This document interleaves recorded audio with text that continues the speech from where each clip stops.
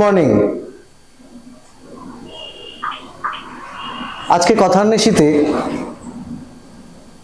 এমন একজন মানুষকে আমাদের পাশে পেয়েছি যাকে মুখ্যভাবে বলা চলে অভিভাবক, গার্ডিয়ান। কোনো একদিক দিয়ে ভাবলে বাবা মা তার অনেক মাপকাঠি উপরে ওনাকে স্থান দেওয়া যায়। হ্যাঁ, কিছুটা হয়তো আপনি আন্দাজ করতেই পেরেছেন, আপনারা বুঝতে পেরেছেন। আমি যাদের প্রসঙ্গে আলোচনা করছি বা যাকে নিয়ে আলোচনা করছি তিনি একজন শিক্ষক। তার ছোঁয়ায় প্রচুর ছেলেমেয়েরা, প্রচুর স্টুডেন্টরা আজকে ভারতবর্ষের প্রচুর স্বনামধন্য জায়গায় আছেন। আজকে কথান্বেষীর পডকাস্টে এরকম একজন মানুষের সাথে আমরা আলাপ করতে চলেছি। দেখিনি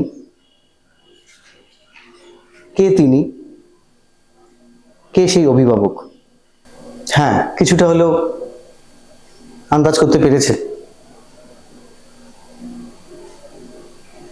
সেই অভিভাবকের নাম সুব্রত স্যার, যাকে আমরা সুব্রত স্যার বলেছি। নমস্কার স্যার। নমস্কার, কেমন আছো?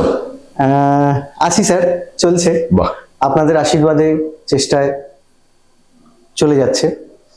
স্যার, আপনার এই যে অভিভাবকের একটা জায়গা, মানে একাধারে যদি বলি শিক্ষক, কোনো একটা জায়গা থেকে আমরা মনে করি অভিভাবকের অনেক উপরের যে স্থান সেটা একটা শিক্ষকের। তো অ্যাজ এ শিক্ষক আপনার নিজেকে কেমন লাগে? ওয়েল, প্রশ্নটা খুব ভালোই করেছো তোমরা। দেখো, অবশ্যই খুব ভালো লাগে। জব স্যাটিসফ্যাকশন বলে একটা ব্যাপার থাকে তো। হ্যাঁ, নিশ্চয়ই। তো সেটা আমি 100% বলবো না, অন্তত আমি মনে করি এটা আমার স্যাটিসফ্যাকশন 200%। আচ্ছা। তোমাদের হয়তো জানা আছে বা ধরো হয়তো জানা নেই যে আমি একই সঙ্গে 3টে জায়গায় চাকরি পেয়েছিলাম। একটা WBCS, আর একটা স্কুল ইন্সপেক্টর মাধ্যমিক সেকশন, এবং একাধারে ফার্স্ট SSC দিয়ে পান্নালাল। ফলে আমি খুব দোনমনায় পড়ে গেছিলাম যে আমার দাদা তো এই প্রফেশনে আছেন, আচ্ছা, তো আমিও কি এই স্কুল শিক্ষকতায় যুক্ত হব, পারবো কি, সবচেয়ে বড় কথা এটা আমার মধ্যে একটা দোনমনা ছিল। কিন্তু আমি আমার ছাত্রাবস্থায় দেখেছি, ছাত্র হিসেবে আমি যে সমস্ত সমস্যাগুলো ধরো ফেস করেছি আর কি, আচ্ছা, আচ্ছা, যাতে সেই সমস্যাগুলোর মুখোমুখি আমার ছাত্রছাত্রী যাতে না হয়, মূলত সেই উদ্দেশ্য থেকেই আমার এই প্রফেশনে আসা।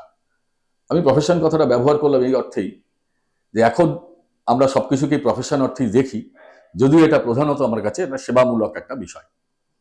ফলে তুমি যদি স্যাটিসফ্যাকশনের প্রশ্ন তোলো, আমি চূড়ান্ত রূপে স্যাটিসফাইড। আচ্ছা, আচ্ছা, এটুকু বলতে পারি। বাহ। স্যার, আপনার এখন শিক্ষকতা জীবন, এত ছাত্রদের পড়াচ্ছেন, তো আপনি যখন ছাত্র ছিলেন, আপনার বড় হয়ে ওঠা, আপনার স্কুল লাইফ, সেই নিয়ে যদি একটু কিছু বলেন। দেখো, নিজের ছাত্র জীবনের সবটা বলে ফেলবো? আপনি বলতেই পারেন, আপনার ব্যাপার, আপনি বলতেই তোমাদের পারেন। কাছে আমার লুকোছাপার কিছু নেই। দেখো, ছাত্র হিসেবে আমি নেহাত খারাপ কিছু ছিলাম না। সেটা স্যার জানি স্যার। তো মাধ্যমিক পর্যন্ত আমার রামকৃষ্ণ মিশনেই আমি থাকতাম, মাহেশ রামকৃষ্ণ আশ্রম, খুব উঁচু মানের একটা রামকৃষ্ণ মিশন, প্রচন্ড শৃঙ্খলা। কিন্তু স্কুল জীবনের কথা যদি বলো, তো সেই সময় আমি খুব খুব তোমরা ভাবতে পারবে না, আমি খুব দুষ্টু ছিলাম। আচ্ছা।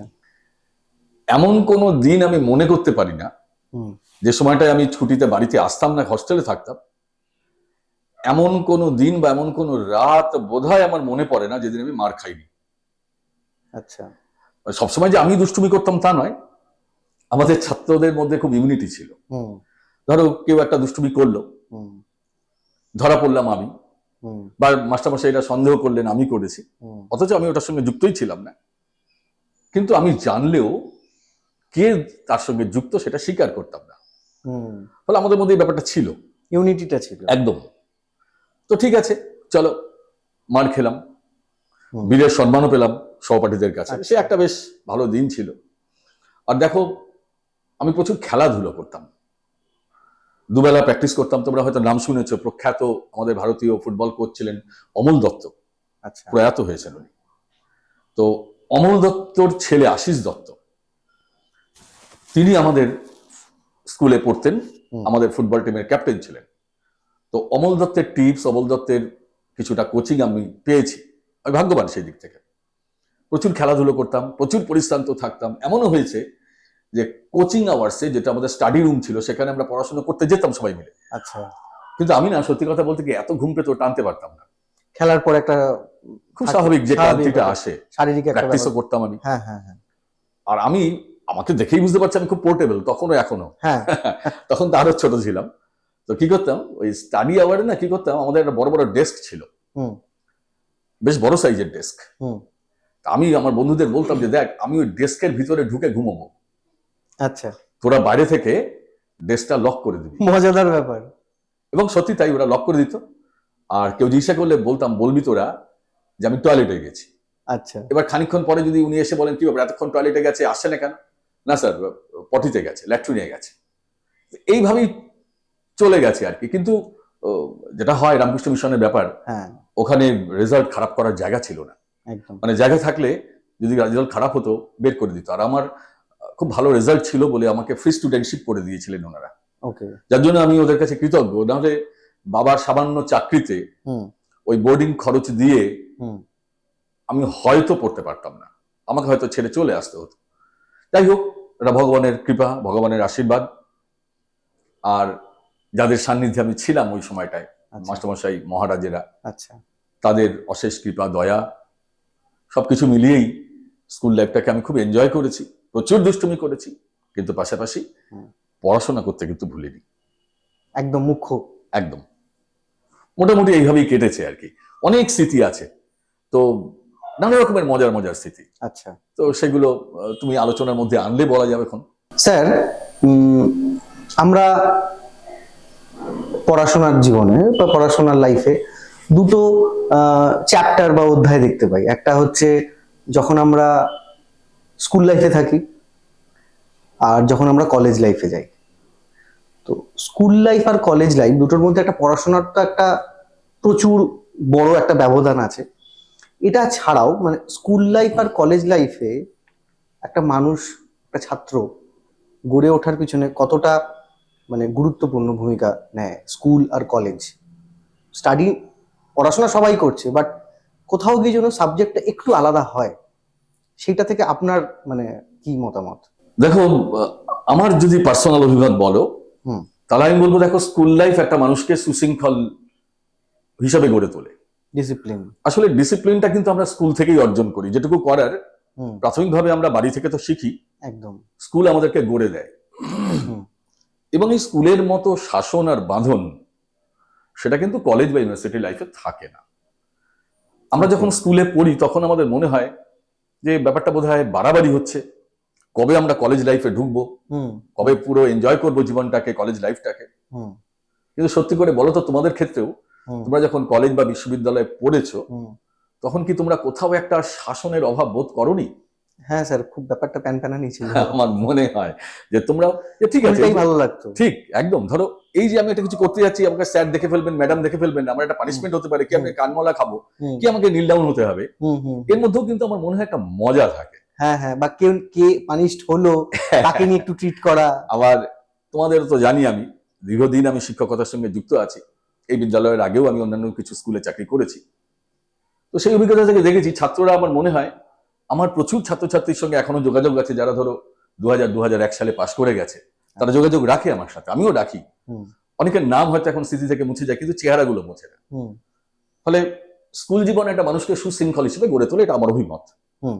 তারপরে আমরা পরবর্তীকালে কলেজ বা বিশ্ববিদ্যালয়ে লাইফে যাই। এই প্রসঙ্গে বলে রাখি, আমার জীবনে কিন্তু বিশ্ববিদ্যালয় লাইফটা আগে এসছে, আচ্ছা। কলেজ লাইফ পরে এসছে। কিরকম? দেখো, তখন কল্যাণী বিশ্ববিদ্যালয়ে হুম, অনার্স পড়ানো হতো। আচ্ছা। এখন যেমন শুধু পিজি কোর্স হয়, হ্যাঁ, তখন কিন্তু আগে অনার্স হতো, আচ্ছা এবং পরবর্তীকালে পিজি, যদিও খুব টাফ কম্পিটিশন ছিল, অনলি 25 সিটস আর দেয়ার। আচ্ছা মাত্র ডিগ্রি কোর্সে বিএসসি তে 25টা সিট ছিল। অনলি সারা ওয়েস্ট বেঙ্গলের ছেলেমেয়েরা সেখানে অ্যাপ্লাই করতে পারতো এক একটা সাবজেক্টে। Tough competition. I was fortunate enough, তো আমি পেলাম। যদিও আমি ধরো উচ্চ মাধ্যমিকের রেজাল্টের নিরিখে তখন ডিরেক্টলি আমি মোহনপুরে ভেটেরিনারি সায়েন্সে ভর্তি হয়ে গেছিলাম আর কি, পেয়ে গেছিলাম চান্স। আচ্ছা কিন্তু দুর্ভাগ্য বিশেষ একটা কারণে সেই পড়াটা আমি কন্টিনিউ করতে পারি। ওকে ফলে এখানেই চলে আসা, ফলে আমার জীবনে প্রথমটা হচ্ছে বিশ্ববিদ্যালয়। ওকে তো এখানে কিন্তু দেখো আমরা খুব এনজয় করেছি, বিশ্ববিদ্যালয়ের লাইফটা অত্যন্ত এনজয় করেছি, খুব যে বেশি বাঁধন ছিল না। নানা রকম ধরো সাংস্কৃতিক কাজকর্ম, নাটক, নাচ, থিয়েটার, নাচও করতাম আমি সে সময়, কমার্শিয়ালি করতাম। আচ্ছা বহুত বহুত জায়গায় আমি পারফরমেন্স করেওছি, এখন ভুলে গেছি।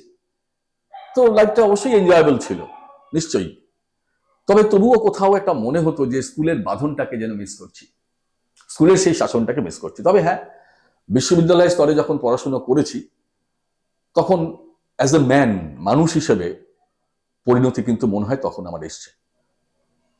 অনেক কর্মকাণ্ডের সঙ্গে যুক্ত হয়েছি, মাস্টারমশাইরা যারা প্রফেসররা ছিলেন তারা বিভিন্ন বিষয়ে উৎসাহ দিয়েছেন। রাজনীতির চর্চা করেছি, খুব সক্রিয়ভাবে রাজনীতির সঙ্গে যুক্ত ছিলাম। ফলে আমার মনে হয় পড়াশুনো, খেলাধুলো, ইউনিভার্সিটিতে আমি ডাবলস উইকেট টুর্নামেন্ট খেলতাম, আচ্ছা চ্যাম্পিয়নও হয়েছি। এবং আমি ওই সময় পড়াকালীন কলকাতার দিকে বিভিন্ন জায়গায় খেট খেলতে যেতাম, ক্রিকেট। ওই ছোট মাঠে ছোট খেলা ছোট হতো, মাঠের খেলা 4 ওভার বল করতে হতো, হ্যাঁ, তার জন্য পয়সা পেতাম। হয়তো দেখা গেল 4 ওভার একটা মাঠে একটা টিমের হয়ে বল করবো, হ্যাঁ 300 টাকা। হ্যাঁ ওই মাঠে বল করে ব্যাক করতে হতো না দরকার না পড়লে। হ্যাঁ হ্যাঁ ওই মাঠ থেকে বল করে উঠছি, পাশের মাঠের টিমের ম্যানেজমেন্ট তারা আসছে পরের মাঠে খেলানোর জন্য। তো দেখা গেল ওই সময় একই দিনে 500-600 টাকা ইনকাম করে ফিরেছি। যাই হোক, তো এটা কিন্তু আমাকে মনে হয় ইউনিভার্সিটি লাইফ আমাকে গড়ে দিয়েছে। অর্থাৎ খেলাধুলোর এত বড় অপরচুনিটি, এত বড় সুযোগ, সেটা কিন্তু আমি স্কুল লাইফ থেকে আমি করেছি। আমি স্কুলেও অ্যাথলিট ছিলাম, আমি ডিস্ট্রিক্টে কম্পিট করেছি, যদি সেখানে 4th হয়ে গেছি, আর এগোতে পারিনি, আর এগোনো হয়ওনি। আর আমি অ্যাকচুয়ালি অ্যাথলিট ছিলামও না, শখে করেছি। আচ্ছা রানিং শুও নয়। তবে আমার মনে হয় ইউনিভার্সিটি লাইফে গিয়ে আমি সুযোগটা আরো অনেক অনেক বেশি পেয়েছি। আচ্ছা ফলে আমার নিজের পার্সোনালিটি তৈরি করতে সেটা আমাকে অনেকভাবে সাহায্য করেছে। ফলে স্কুল লাইফ যেমন আমাকে গড়েছে, ওটা কাঁচা গড়ন, অর্থাৎ একটা কাঠামোর মধ্যে মাটি লাগানো, আর বিশ্ববিদ্যালয় লাইফ আমার তার উপরে পরিপূর্ণ কাঠামোটা তৈরি করেছে, শক্ত হয়েছে, চোখ এঁকে দিয়েছে, নাক এঁকে দিয়েছে, মুখ এঁকে দিয়েছে, সম্পূর্ণতা এসছে, রং দিয়েছে জীবনে একদম। এবং আমি কেন বললাম যে আমার জীবনে কলেজ লাইফ পরে এসছে, কেন? আমি বিশ্ববিদ্যালয় থেকে মাস্টার ডিগ্রি করার পর, জুলজিতে আমি মাস্টার ডিগ্রি করেছি, করার পরে আমি যখন বিটি পড়তে গেলাম, সেটা হচ্ছে কল্যাণী বিটি কলেজ। ফলে ওই হচ্ছে আমার কলেজ লাইফ। আমার জীবনে বিশ্ববিদ্যালয় লাইফ আগে এসছে, কলেজ লাইফ পরে এসছে। আর আমি সত্যি কথা বলতে পারবো না বিশ্ববিদ্যালয় আর কলেজ লাইফের মধ্যে কোয়ালিটেটিভ বা কোয়ান্টিটেটিভ কি পার্থক্য আছে, কারণ অ্যাকচুয়ালি তোমরা যেমন ধরো হয়তো অনেকেই কলেজ লাইফ এনজয় করেছো, তো আমি কিন্তু সেই অর্থে কলেজ লাইফ পাইনি, কিন্তু বিশ্ববিদ্যালয় লাইফ আমি চুটিয়ে এনজয় করেছি। এবং এরা এই দুটো লাইফই আমাকে মানুষ হিসেবে গড়ে তুলতে যথেষ্ট সাহায্য করেছে। আচ্ছা স্যার, আপনার এই কথার মধ্যে দিয়ে যেটা একটা ছোট্ট একটা জিনিস আমি বুঝতে পারছি, যেটা হচ্ছে খেলাধুলো। বর্তমান যুব সমাজ বলুন, ছাত্র সমাজ বলুন, তারা কোনো একটা জায়গা থেকে দেখা যাচ্ছে, মানে মানুষ তো খেললে মাঠ দেখলে বোঝা যায়, এখন মাঠে শুধু থাকে ঘাস, চোরকাটা আর জঙ্গল, বর্তমান মাঠের পরিস্থিতি। তো ছাত্ররা খেলতে ভুলে গেছে, বা আমরা যদি দেখতে পাই, আমরাও ছোটবেলায় যেভাবে খেলাধুলো করেছি, মার খেয়েছি বাবা মায়ের কাছে, টিচারদের কাছে, খেলতে যাওয়ার জন্য, পড়াশোনা না করার জন্য, বর্তমান শিক্ষা ব্যবস্থার জন্য কি তারা খেলছে না, নাকি তাদের কোথাও একটা জায়গায় গিয়ে অভিভাবকদের প্রেশার, পড়াশোনার প্রেশার, মানে আলটিমেট যে ছেলে মেয়েরা খেলছে না, তার যে শারীরিক গঠন, খেলতে গেলে একটা মানসিক গঠন, অনেক কিছু ডেভেলপমেন্টের জায়গা থাকে, যতটুকু জানি বিষয়টা, একটা ঐক্যবদ্ধের মধ্যে কাজ করতে হয়। তো এইগুলো তো তারা শিখতে পারছে না, বা তারা জানেও না কি করে করতে হয়। তো মানে এটা কেন, মানে এটা নিয়ে আমার না মানে কোশ্চেন নিজেকেও করি মাঝে মাঝে, যে কেন ছাত্ররা মাঠে যায় না, মাঠে খেলে না, শুধু ঘাস আর মানে তারা সব মোবাইল কেন্দ্রিক হয়ে গেছে, সারাক্ষণ বসে খালি মোবাইল টেপাটেপি করছে। মানে এটা আপনার কি মনে হয়? মানে এটা তো আমার কাছে তো ঠিক লাগে না বিষয়টা। খুব ভালো একটা প্রশ্ন করেছো তুমি। দেখো, আমি এই যে এখনকার প্রজন্ম যে মাঠমুখী হয় না, তার সমস্ত দোষ আমি কিন্তু এখনকার প্রজন্মকে দেব না। এর জন্য যদি তুমি বলো কারণগুলো কি, পিছনের কারণগুলো, একাধিক কারণ আছে। যেমন ধরো এখনকার এডুকেশন সিস্টেম, এখনকার পড়াশুনোর ধরন, এখনকার সিলেবাস, এবং অবশ্যই এখনকার অভিভাবক। আচ্ছা। দেখো, সিলেবাস পাল্টানোর সাথে সাথে, সিস্টেম পাল্টানোর সাথে সাথে আমাদের অভিভাবকদেরও কিন্তু দৃষ্টিভঙ্গি একেবারে পাল্টে গেছে। আমরা এখন সবাই সত্যি কথা বলতে কি র্যাট রেসে আছি। আচ্ছা। আমরা জীবনটাকে না নম্বর দিয়ে মাপার চেষ্টা করছি। আমি আমার ছাত্রদের এখনো বলি, গ্রেড আর পার্সেন্টেজের খেলা। একদম। আমি বলেছি দেখো, নম্বর জীবনের অনেকটাই, কিন্তু নম্বর কখনো জীবনের শেষ কথা হতে পারে না। নম্বর আমার লাগবে, তো আমরা নিশ্চয়ই নম্বর পাবো। আমি 100% চেষ্টা করব, তাতে আমার যেমন হবে আমি সেটাকেই মেনে নেব। It's a part of game. আমাকে যে প্রথম হতে হবে, দ্বিতীয় হতে হবে, এমন দৌড়ে বোধহয় না যাওয়াই সেটা স্বাস্থ্যকর। কিন্তু সমস্যাটা হচ্ছে কি, যে দেখো, অবক্ষয় বা অবমূল্যায়ন যাই বলো না কেন, টেস্টের সমাজের সর্বস্তরেই বোধহয় কাজ করছে। আমাদের ছোটবেলায় আমরা দেখেছি যে বিকেল হলে মা বাবা আমাদেরকে ঘরে থাকতে দিতেন না। অসম্ভব ব্যাপার। একদম না, ঘাড় ধরে বার করে দিতেন, মাঠে যেতেই হবে। একদম। এমন হয়েছে বৃষ্টি পড়ছে, বললাম যে যাবো না। যাবি না মানে? বৃষ্টিতে ভিজে আয়, জ্বর হলে আমি ওষুধ দেবো। একদম। বার্লি খাবি, শুয়ে থাকবি, কিন্তু খেলতে যেতে হবে। একদম। এই যে হুইকটা, এটা নেই। সত্যি কথা কি, দেখো এখন তো প্রত্যেকটা ঘরেই মা বাবারই ধরো হয়তো একটা সন্তান, নিউক্লিয়ার ফ্যামিলি হয়েছে, অ্যাটম বোম আর কি। এবং আমরা সব সহ্য করতে পারছি, কিন্তু নিজের ছেলেটা একটা মাঠে যাবে, খালি পায়ে দৌড়বে, এটা আমরা নিতে পারছি না। আমরা শুধু ভাবছি কি, সে বোধহয় অসুস্থ হয়ে যাবে, হয়তো কারোর সঙ্গে কলিশন হলো, মারামারি হলো, সে খুব আহত হবে, তার বোধহয় একটা বেলা পড়া নষ্ট হবে, কি একটা দিন পড়া নষ্ট হবে। অর্থাৎ আলটিমেটলি প্রতিযোগিতায় যদি সে পিছিয়ে পড়ে। কিন্তু এটা ভুলে যাচ্ছি আমরা যে খেলার মাঠে গিয়ে যদি আমরা দৌড়ঝাঁপ করি, খেলাধুলো করি, বন্ধু বান্ধবদের সঙ্গে ঝগড়াই হোক না, আরে ঝগড়া করতে করতে তো ভাব হয়ে যায়। ফলে এই যে মতের অমিল থেকে মনের অমিল যদি হাসেও, সেটা কিভাবে আমরা ওভারকাম করতে পারি জীবনে, সেটা কিন্তু আমরা খেলার মাঠ থেকেই আয়ত্ত করি বলে আমার মনে হয়েছে। আমি আমার নিজের জীবন দিয়ে দেখেছি। Psychological recovery. সত্যি কথা বলতে কি, দেখো আমি একটু বাড়ি বলছি না, আমার 2 মেয়ে, একটা বড় MBBS পড়ছে এখন, ছোটটি 9-এ পড়ে। আমি ওদেরকেও কিন্তু এখনো কোনো দিন বিকেল বেলা বাড়িতে থাকতে দেই না। খুব বৃষ্টি হলে আমি বলি আইদার রেইনকোট পরো, রেইনকোট পরে মাঠে চলে যাও, নয়তো ছাতা নিয়ে মাঠে হাঁটো, যেখানে ঘরের বাইরে যেতে হবে।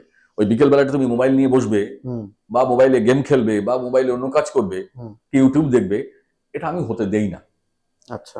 তো এই মনোভাবটা যদি আমরা সবাই নিজেরা তৈরি করতে পারি, তাতে আমার মেয়ে যদি একটু পিছিয়ে পড়ে পড়ুক, কিন্তু আমরা এটা ভুলে যাচ্ছি, শরীর যদি ভালো থাকে, মন ভালো থাকে, আর sound mind in a sound body, এটা আমরা জানি।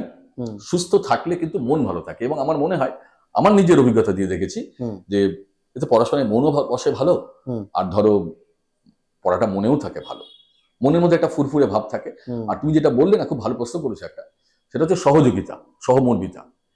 এর তো বোধহয় কোনো বিকল্প খেলার মাঠ ছাড়া আছে বলে আমার মনে হয় না। ইউনিটিটাই তো বাচ্চারা শিখতে পারছে। আর পাশাপাশি একটা বিরাট ক্ষতি করে দিচ্ছে আমাদের এই মোবাইল। আমরা মাঠে যাচ্ছি না, কিন্তু খেলছি। খেলা কিন্তু আমরা বাদ দিচ্ছি না। আগে আমরা বিকেলে খেলতাম, সকালে খেলতাম, এখন আমরা মাঝরাতেও খেলছি। কার জন্য? মোবাইলের জন্য। মোবাইলে গেমস খেলছি, নানা রকম গেমস খেলছি, অনলাইন গেমস আছে, সাধারণ ডাউনলোড করা গেমস আছে। ফলে কি হচ্ছে জানো তো, সব দিক থেকে আমরা ডাল হয়ে যাচ্ছি। এটা কিন্তু খুব চিন্তার বিষয় ভবিষ্যৎ প্রজন্মের কাছে। তাদেরকে ঠিক করতে হবে। এবং শুধু তারা যে ঠিক করবে তা না, কারণ ধরো তোমরা যখন স্কুল লাইফে থাকো, বা একটা ছাত্র যখন স্কুল লাইফে আছে, তখন কিন্তু সে ভালো মন্দ ডিসিশন নিতে পারে না। একদম। তো তাকে বোঝাতে হবে কিন্তু আমাদের মতো লোকদেরই। আমরা যারা বড়, আমরা যারা অভিভাবক, আমরা যারা শিক্ষক শিক্ষিকা, সমাজের এই স্তরের মানুষগুলো যদি এগিয়ে না আসেন, এবং সর্বতোভাবে যদি এই বর্তমান প্রজন্মকে যদি মাঠমুখী না করা যায়, এবং মোবাইল বিমুখী, মোবাইল ব্যবহার করুন, অবশ্যই কাজে ব্যবহার করুন, কিন্তু খেলার মাঠের বিকল্প কখনো মোবাইল হতে পারে না, এটা আমার মত। ফলে তো অবশ্যই এর প্রভাব কিন্তু আমাদের যে শুধু ব্যক্তিগত জীবনে পড়ছে তা নয়, বুঝলে? আমার মনে হয় এই পুরো প্রভাবটা কিন্তু সমাজ জীবনেও পড়ছে। আমরা কেউ কারোকে সহ্য করতে পারছি না, কোনো সহযোগিতা, সহমর্মিতার মনোভাবই ফুটে উঠছে না, এবং অল্পতেই আমাদের ধৈর্যচ্যুতি ঘটছে। এটা বন্ধ হওয়া দরকার বলে আমার মনে হয়। মানে গাইডেন্সের অভাব আছে, কিছুটা তো আছে বলে আমার মনে হয়েছে। যারা গাইড, তাদেরই গাইডেন্সের অভাব। হ্যাঁ, এখানে আমি কিন্তু আমার দিকটাকে লুকিয়ে রাখতে পারি না, আমারও হয়তো আছে, ত্রুটি আছে, হুম, আমিও হয়তো আমার ছাত্রদের সেরকম ভাবে মোটিভেট করতে পারিনি, হুম, এটা আমার একটা ব্যর্থতা। আমি বলি, আমি স্কুলেও বলি, হুম, আমি ক্লাসেও বলি। হুম, আর ওদের বর্তমান প্রজন্মের সঙ্গে ধরো এখন আমার প্রজন্মের একটা পার্থক্য আছে। প্রথম কথা দেখো, ও খুব বলতে আমার দ্বিধা নেই, অতীতকে অস্বীকার করলে গৌরব কমে না। যে আমার বাবা খুব সামান্য একটা চাকরি করতেন, হুম, সেই চাকরির পয়সায় আমাদের দুই ভাইয়ের হুম, টিউশন নেওয়ার সামর্থ্য ছিল না। হুম, ফলে আমাদের কিন্তু কোনো লেভেলেই সেই অর্থে টিউশন ছিল না। ফলে আমরা খেলাধুলো করার কিন্তু প্রচুর টাইমও পেয়েছি।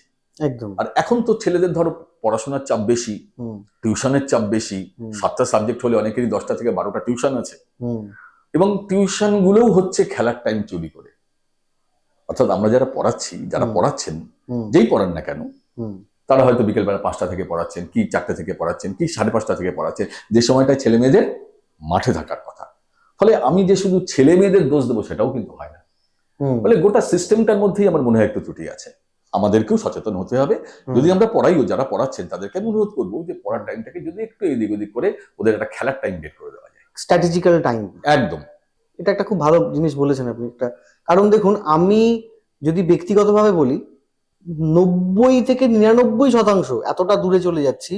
বর্তমান যে বাচ্চা কাচ্চারা বা স্টুডেন্টরা, তাদের মা বাবাদের কাছ থেকে শুনতে পারি, ও তো রাতে ঘুমোতে ঘুমোতে 12টা বাজে, কেউ বলে 1টা বাজে, কেউ বলে 10টা বাজে। পুরোটাই কি পড়াশোনার জন্য? তা কিন্তু নয়। আমি অনেক জায়গা থেকে আলোচনা করেছি, অনেক প্রসঙ্গে অনেকের কাছে জিজ্ঞাসা করেছি, বিভিন্ন সাংসারিক কার্যালাপের মধ্যে গিয়ে তাদের অভিভাবকেরও ঘুমোতে দেরি হচ্ছে, তার সাথে বাচ্চাটাও জেগে আছে। আমার কোনো একটা জায়গা থেকে এটা মনে হয়, বেসিক্যালি সে তো মাঠেও যায় না, শারীরিক কোনো তার ক্লান্তি নেই, তার শুধু ক্লান্তি মানে মস্তিষ্কে। তবে ঘুমটা হবে কি করে? শারীরিক ক্লান্তি যদি আসে তখনই তো ঘুমটা হয়। আর প্রপার যদি টাইমে মানুষ, একটা বাচ্চা যদি 8 ঘন্টা 10 ঘন্টা ঘুমায়, সে সকালবেলা উঠবে, পড়াশোনা করবে। মানে আমি যেন কেন যে দেখতে পাচ্ছি গোটা পৃথিবীটা আস্তে আস্তে ইনসোম্যানিয়াক স্টাইলে টার্ন নিচ্ছে। কোনো বাচ্চা কিন্তু এখন 10টার সময় ঘুমোয় না, ঘুমোতে ঘুমোতে 12:30 1টা। এই যে একটা মাস ভলিউম অফ স্টুডেন্ট, যারা কোনো একটা জায়গা থেকে, আমি তো বলবো মানসিক অবক্ষয়, তাদের বন্ধুত্বটা নষ্ট হচ্ছে, কারোর সাথে রুড বিহেভ করছে, রাস্তায় মানুষজনের সাথে এতটাই খারাপ ব্যবহার করে ফেলে। এক একটা ছাত্র দেখি মাঝে মাঝে, তার উপরে তো নেশা আছেই, ছেড়ে দিন, ওটা তো কিছু বলাই যাবে না। মানে হয়তো গভর্নমেন্টের কাছে রেস্ট্রিকশনস দেওয়া আছে, 18 বছরের ঊর্ধ্বে কাউকে কোনো মাদক জাতীয় দ্রব্য, কোনো তামাক জাতীয় দ্রব্য বিক্রি করা যাবে না। বাট ওটা আপনিও জানেন, আমিও জানি, বহাল তবিয়তে গোটা ভারতবর্ষ জুড়ে কেন, গোটা পৃথিবী জুড়ে বিক্রি হয়। এটা নিয়ে, এটা একটা ব্যবসায়িক আঙ্গিক বলতে পারেন। তো এই যে স্টুডেন্টরা ঠিক টাইমে ঘুমোয় না, ঠিক টাইমে তাদের যে অ্যাক্টিভিটিস গুলো তার মধ্যে তারা রিলেশন রাখছে না, কোথাও গিয়ে তো তাদের বিহেভিয়ারাল এফেক্ট হচ্ছেও। আমার তো মনে হয় তাদের ব্যক্তিগত জীবন একটা টাইমে গিয়ে ডিস্ট্রাকশনের দিকে চলে যাবে। এটা আমার ব্যক্তিগত মতামত। মানে আমি কি ঠিক বলছি? মানে আমার যদি কোথাও ভুল থাকে, যদি একটু ঠিক করে দেন। মানে আপনি আরো ভালো বলতে পারবেন, কারণ আপনি প্রচুর স্টুডেন্টকে দেখছেন এট এ টাইম, আমি হয়তো 2-4 জনকে দেখে এটা জাজ করছি। সমস্যাটা তো সমস্যা বটেই। তো এটা তো ঠিক, তোমরা জানো বোধহয় যে বিশৃঙ্খলতা জীবনে অনেক রকমের বিপর্যয় নিয়ে আসে, আর শৃঙ্খলতা মানুষকে অনেক দূর এগিয়ে দেয়। হুম, আমরা ছোটবেলায় পড়েছি যে early to bed and early to rise makes a man healthy, wealthy and wise. হুম, এখন কিন্তু সেটা প্রায় ক্ষেত্রেই আমরা মানি না।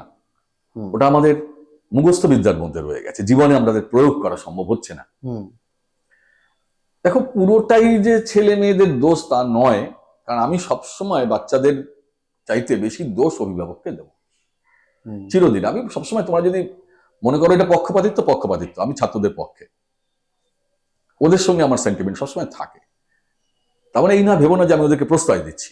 হুম, কিরকম, আমি আমার কথাটাকে একটু পরিষ্কার করি। যেমন ধরো একজন অভিভাবক, হুম, তিনিও তার ব্রেড আর্ন করার জন্য সারা দিন অমানসিক পরিশ্রম করছেন। করছেন। তারও একটা অ্যান্ড্রয়েড ফোন আছে, হুম, তাকে অফিস আদালতে নানা রকম কাজকর্ম তাকেও করতে হয়। হুম, এখন প্রচুর জিনিস তোমরা জানো হুম, যে ফোনেই আসে।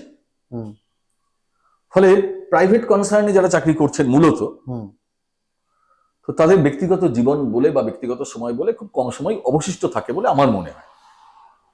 ফলত কি হচ্ছে, হয়তো রাত্রিবেলা 10টা-11টার সময় তিনি খাওয়া দাওয়া করছেন, ডিনার করছেন, হুম করার সাথে সাথে উনি হয়তো 1টা ঘন্টা বা 1.5টা ঘন্টা উনি ওনার জগতে প্রবেশ করলেন। হয়তো উনি অ্যান্ড্রয়েড ফোনে সোশ্যাল মিডিয়াগুলো দেখতে আরম্ভ করলেন। হুম আর লোকের সঙ্গে যোগাযোগ রাখাটাও এখনকার দিনে ধরো সময়ের অভাবে ওই সোশ্যাল মিডিয়ায় নির্ভরশীল আমরা, তাই না? হুম হুম কিন্তু এটা করছি আমরা ঠিকই, এটা করতে গিয়ে কিন্তু আমরা একটা বিপদও ডেকে আনছি। কি, আমার পাশে আমার মেয়েটা আছে, কি আমার পাশে আমার ছেলেটা আছে, হুম সে কিন্তু দেখছে যে আমার বাবা আমার মা হুম এই যে সময়টা অর্থাৎ রাত্রিবেলা খাবার পরে 11টা থেকে 12টা কি 1টা পর্যন্ত হুম রাত জেগে সোশ্যাল মিডিয়া সার্ফ করছে হুম বা ব্যবহার করছে। ফলে আমার ছেলেটি বা আমার মেয়েটি যখন হুম ওরকম ভাবে সোশ্যাল মিডিয়া ব্যবহার করবে রাত্রিবেলা, হুম তখন কি তাকে বাধা দেওয়ার অধিকার আমার আছে? এটা ভাবতে হবে। নেই। আমি বুঝতে পারছি আমার পক্ষে যুক্তি আছে যে আমার তো সারাদিন সময় হয়নি, হুম ফলে আমি 1টা ঘন্টা ব্যবহার করছি, তো ছেলে মেয়েরা তো সারাদিন বাড়িতেই ছিল, বা হুম ওরা কেন ব্যবহার করবে? কিন্তু না, দায়িত্বটা তো আমাদের বেশি, আমরা বড়, আমরা অভিভাবক। একদম কিছু পাওয়ার জন্য কিছু ছাড়তে শিখতে হয়। সেই গাইডলাইন। একদম, কিছু পেতে গেলে কিছু ছাড়তে শিখতে হবে। হুম তা আমি আমার ছেলে মেয়ের ভবিষ্যতের জন্য হুম যদি আমাকে 1টা ঘন্টা জীবন থেকে আরো চলে যায়, যাক না, হুম আমার জীবনটা তো মূলত তাদের জন্যই। আমি আমার নিজের জীবন এনজয় করবো, অবশ্যই করবো, হুম। করছিও, হুম সবাই করছি আমরা কম বেশি, নিজেদের মতো করে করছি। হুম প্রত্যেকের জীবন এনজয় করার একটা আলাদা ধরন থাকে বলে আমার মনে হয়। হুম হুম এবার আমার ছেলেটি বা আমার মেয়েটির জন্য যদি আমি ওই 1টা ঘন্টা একটু স্যাক্রিফাইস করি, হ্যাঁ তাহলে ও শিখবে যে না, খাওয়ার পরে সময়টুকু হয় শুয়ে পড়ার, ঘুমিয়ে পড়ার, হুম, খুব জরুরি কাজ থাকলে একটু পড়াশোনা করা। ঠিক। এই শিক্ষাটা যদি আমরা গড়ে দিতে পারি, এবং এটা কিন্তু একদিনে হঠাৎ করে এটা বড় হয়ে গেলে তখন করলে হবে না, ছোট থেকেই করতে হবে। ক্লাস 8, 9, 10 যখন ও বিরাট ভাবে অ্যাডিক্টেড অলরেডি সোশ্যাল মিডিয়াতে, তখন যদি আমি ছাড়ানোর চেষ্টা করি তাতে অনেক সময় হিতে বিপরীত হতে পারে। আস্তে আস্তে করতে হবে অভ্যাসটা, বোঝাতে হবে তাকে ঠিক যে চল ঠিক আছে, তুইও শুয়ে পড়, আমিও শুয়ে পড়ি, দরকার হলে সকালে উঠবি, তুইও সকালে উঠবি, আমিও সকালে উঠবো। ঠিক। তো আমার মনে হয় এটা করতে পারলে কিছুটা উন্নতি হবে। হুম আর তুমি যেটা বলেছো সেটা একদমই ঠিক, যে ধৈর্যচ্যুতি ঘটছে। হুম হ্যাঁ, এবং দেখবে তুমি এখনকার প্রজন্মের মধ্যে কিন্তু নানা রকমের শারীরিক অসুস্থতা আসছে, প্রচুর খেয়াল করে দেখবে তুমি। প্রচুর। আমি তো দেখছি স্কুল গোয়িং চিলড্রেনদের মধ্যে নানা রকমের অসুবিধে, এবং তাদের মধ্যে যেটা সবচাইতে এই মুহূর্তে আমাকে পীড়া দেয় সেটা হচ্ছে শারীরিক সমস্যা তো আছেই, হুম শরীর থাকলে কিছু অসুখ থাকবে, হুম ন্যাচারালি আসবে, হুম সবার ইমিউনিটি সমান হয় না। হুম কিন্তু যেটা আমাকে খুব বেশি করে ভাবায় সেটা হচ্ছে মানসিক অস্থিরতা। হুম আমরা বোধহয় কম বেশি সবাই মানসিকভাবে অস্থির, মানসিকভাবে আমরা মেন্টালি ইল। ঠিক। এবং এই যে মানসিক অস্থিরতা বা মানসিক একটা এই যে ধৈর্যচ্যুতি, এটা কিন্তু ব্যক্তিগত জীবন শুধু বলে নয়, সামাজিক জীবনেও পারিবারিক জীবনেও কিন্তু অনেক অনেক বিপর্যয় টেনে আনে বলে আমার বিশ্বাস। আর এটাও ঠিক, এটা দিয়ে আমি শুরু করেছিলাম হুম যে দেখো, তোমাদেরকে বলতে আমার দ্বিধা নেই যে সারা বিশ্বে এখন ছেলেদের স্পার্ম কাউন্ট কমছে। ঠিক। কেন কমছে? তার অন্যতম একটা কারণ হচ্ছে রাত্রে জাগরণ, হুম আনডিসিপ্লিন বলো বা ইনডিসিপ্লিন বলো, ইনডিসিপ্লিন বলাটাই ঠিক, সেই হুম। লাইফ লিড হুম। করা, হুম নানা রকমের নেশা, হুম তামাকজাত দ্রব্য ব্যবহার করা, হুম অ্যালকোহল, যেটাকে আমরা অ্যালকোহলিজম বলি। হুম এখন মানুষ যদিও বছরে 2 দিন খায়, হুম। যেদিন বৃষ্টি হয় আর যেদিন বৃষ্টি হয় না, এই দুটো দিনই একদমই ঠিক। একদমই ঠিক। তো ন্যাচারালি কি হচ্ছে, হুম আজকে আমার বাবা খুব অসুস্থ, তাহলে হুম। আজকে একটু খাই, হুম কালকে আমার বাবাকে নার্সিংহোম থেকে ছাড়বে, একটা আনন্দ, হুম তাহলে আজকে একটু খাই, হুম পরশুদিন বন্ধু ব্যাঙ্গালোর থেকে আসছে, হুম তাহলে একটু খাই, হুম তারপরের দিন বন্ধু আবার পরের ফ্লাইটে চলে যাবে, আজকে একটু খাই, এই করে করে দেখা যাচ্ছে রোজই খাই খাই। ফলে এই যে অভ্যেসগুলো না, এই অভ্যেসগুলো কিন্তু মোটেই সুস্থ অভ্যেস নয়, হুম এবং এটা সারা বিশ্বব্যাপী স্পার্ম কাউন্ট কমে যাওয়ার একটা অন্যতম কারণ। আরেকটা ব্যাপার আছে পাশাপাশি, হুম তুমি ভালো করে দেখবে, সার্ভে করে হুম। তোমার বাড়ির বাচ্চাকে দেখবে, আমার বাড়ির ছেলে মেয়েকে দেখবে, হুম। এদের ভাত রুটিতে রুচি নেই, না। এদের শুধুমাত্র ফাস্ট ফুডে রুচি। হুম ফাস্ট ফুড পেলে এরা কিচ্ছু চায় না, হুম এবং আমরা ফাস্ট ফুড আমরা খাচ্ছি না, ফাস্ট ফুড আমাদের খেয়ে নিচ্ছে। একদমই। আমিও ব্যতিক্রম নই, আমার পরিবারও ব্যতিক্রম নয়। হুম আমার মেয়ে প্রায় বায়না করে, হয়তো আমি দেই না, হুম হয়তো দেখা গেল সপ্তাহে একদিন, কেন 2 সপ্তাহে একদিন হয়তো আমি ফাস্ট ফুডের ব্যবস্থা করি, তাও হয়তো খুব অল্প, হয়তো একটা কাটলেট, হুম হয়তো মাসে একদিন বা 2 দিন চাউমিন, হুম বা হয়তো মাসে একদিন বিরিয়ানি, হুম তার বেশি আমি ব্যবহার করতে দেই না। কিন্তু হুম। যে সময়টা আমার কাছে থাকে না, বন্ধু বান্ধবদের সঙ্গে ঘুরে বিভিন্ন অকেশনে, তখন সে সময় তো আমি মনিটরিং করতে পারি না। সম্ভব তবে হ্যাঁ, এটা ঠিক, আমরা যদি অভ্যেসটা গড়ে দিই এবং তাকে যদি আমরা বোঝাতে পারি, আমার মনে হয় তাহলে সে কিন্তু যখন বাবা মার থেকে আলাদা হবে, সে যখন বন্ধু বান্ধবদের সঙ্গেও থাকবে, সে একটু সচেতন থাকবে যে না ঠিক আছে, কালকে খেয়েছি, আজকে অন্তত খাবো না, ঠিক। কিছুটা হলেও কমবে। তো এরকম ভাবে যদি আমরা কিছুটা কিছুটা কিছুটা করেও সচেতনতা আনতে পারি, তাহলে আমার মনে হয় আক্ষরিক অর্থে সব দিক থেকেই সেটা সবার পক্ষে ভালো, ছাত্রছাত্রীদের পক্ষে ভালো, আর ওরাই তো আমাদের দেশের ভবিষ্যৎ প্রজন্ম, আমাদের ভবিষ্যৎ নাগরিক। সহনাগরিক যদি ভালো হয়, সহনাগরিকেরা যদি সুস্থ হয়, তাহলে সমাজ তো বদলাবেই, এই বিশ্বাস তো রাখাই যায়। সে তো নিশ্চয়ই, কিন্তু কোনো একটা জায়গা থেকে আমার বিভিন্ন অনুধাবন থেকে, এক্সপিরিয়েন্স থেকে, বা অনেক ডেটা ইনফরমেশন কালেকশন থেকে আমি যেগুলো পেয়েছি, যে এখন তো কোনো ছাত্রকে কিছু বলাও চাপের। আপনি একটা রেল লাইন নতুন করে কনস্ট্রাকশন করছেন, তাহলে কি সেটাকে করতে গেলে বিভিন্ন রকমের অ্যাঙ্গেলস থেকে আপনাকে সেটাকে মাপতে হবে, পেটাতে হবে, স্ট্রেট লাইন হয়েছে কিনা ছাঁচে ফেলতে হবে, তারপর না একটা সুন্দর রেল লাইন হবে, তারপর একটা সুষ্ঠুভাবে রেলগাড়ি যাবে যাতে যাত্রীরাও একদম সিকিউর থাকবে। তো এখন তো কোনো স্টুডেন্টকে কিছু বলতে গেলে সবার আগে উঠে আসে তার বাড়ির লোকরা, যে আপনি কেন বলছেন আমার ছেলেকে, আমার ছেলে আমি বুঝে নেব। ইভেন এরকমও দেখেছি, কোনো স্টুডেন্ট কোনো একটা দোকানে দাঁড়িয়ে হয়তো কোনো মাদক দ্রব্য কিনছে বা কোনো নেশাজাত দ্রব্য কোনো কিছু কিনছে, কোনো গার্জেন বা আশেপাশের কাকা জ্যাঠা দাদারা যদি বলে কিরে তুই এই বয়সে এসব করছিস, বাবাকে কিন্তু বলে দেবো। নির্দ্বিধায় ছেলেটি, ইভেন মেয়েটিও, একদম বোথ আর, আমরা বলি না যে ছেলে আর মেয়ে একদম প্যারালালে চলছে, একদম ঠিক, দুজনে সমান তালে এখন নেশা করে। ছেলেরা যেরকম করে, মেয়েরা হয়তো কিছু অংশে বেশি করে এখন, আমরা তো সেগুলো দেখতে পাচ্ছি। আপনাদের কাছে যেহেতু আপনারা টিচার, আপনাদের কাছে হয়তো লুকিয়ে যায় অনেকে, কিন্তু আমরা যেহেতু সব কটা এজের সাথে কোলাবোরেট থাকি, আমরা দেখতে পাই এগুলো। মানে অনেক ছেলেরা আছে সিগারেট ছেড়ে দিয়েছে, মদ ছেড়ে দিয়েছে, মেয়েরা নতুন করে ইনভলভ হয়েছে। মানে এটা হয়তো নতুন ডেটা দিচ্ছি আমি আপনাকে। সেখানে যদি তাকে বলা হয় তুই এটা কেন করছিস, তার এটা স্ট্রেট একটা আনসার আসে, আমি কি তোমার বাবার পয়সা খেয়েছি। এটা একটা অদ্ভুত। সেখানে অভিভাবকরাও হয়তো সাপোর্ট করে, ঠিক আছে তুই বাড়িতে এসে মদ খা, রাস্তায় খাস না, প্রচুর আছে অভিভাবক, আপনার হয়তো পাড়াতেই পেয়ে যাবেন প্রচুর। মানে এটা তো, মানে আমি কোনো রিজেম্বলেন্সই পাই না যে, মানে এটা কি কোনো ব্যবসায়িক অ্যাঙ্গেল নাকি এটা মানুষের মানে মানসিক বিকৃতি, আমার ঠিক বোঝা নেই। তুমি যে কথাটা বললে সেটা যে আমাকে ভাবায় না, আমাকেও ভাবায়। আমারও চোখে অনেক কিছু পড়ে, তবুও জানো তো সবকিছু দেখতে নেই, দেখলেও বলতে নেই। আর এটা তো তুমি জানোই, এটা আপ্তবাক্য যে বোবার শত্রু হয় না। হ্যাঁ। তবে তুমি আমাকে এই কথা পাল্টা বলতেই পারো যে মাস্টার, যে আপনি তো মাস্টারমশাই, আপনাদের মতো মানুষ যদি বলে দেখেও দেখতে নেই, বোবার শত্রু নেই, তাহলে প্রতিবাদটা করবে কে? ওয়েল, আমি এটা জাস্ট তোমাকে রূপক অর্থে বললাম, যেহেতু তুমি বললে না তারা এখন নানা রকম ভাবে অ্যাগ্রেসিভ হয়ে নানা রকম উত্তর দেয়। দেখো, এটাও আমাদের চরিত্রের একটা দিক, এবং সচেতন ভাবে বলো বা অচেতন ভাবেই বলো, এই চারিত্রিক গঠনটা কিন্তু ওদের তৈরি হয়েছে আমাদের বাড়ি থেকে। আচ্ছা, কিভাবে? একটা ছোট্টবেলায় একটা মজার কথা বলি, আমার সঙ্গে রিলেটেড। তখন আমার বড় মেয়ে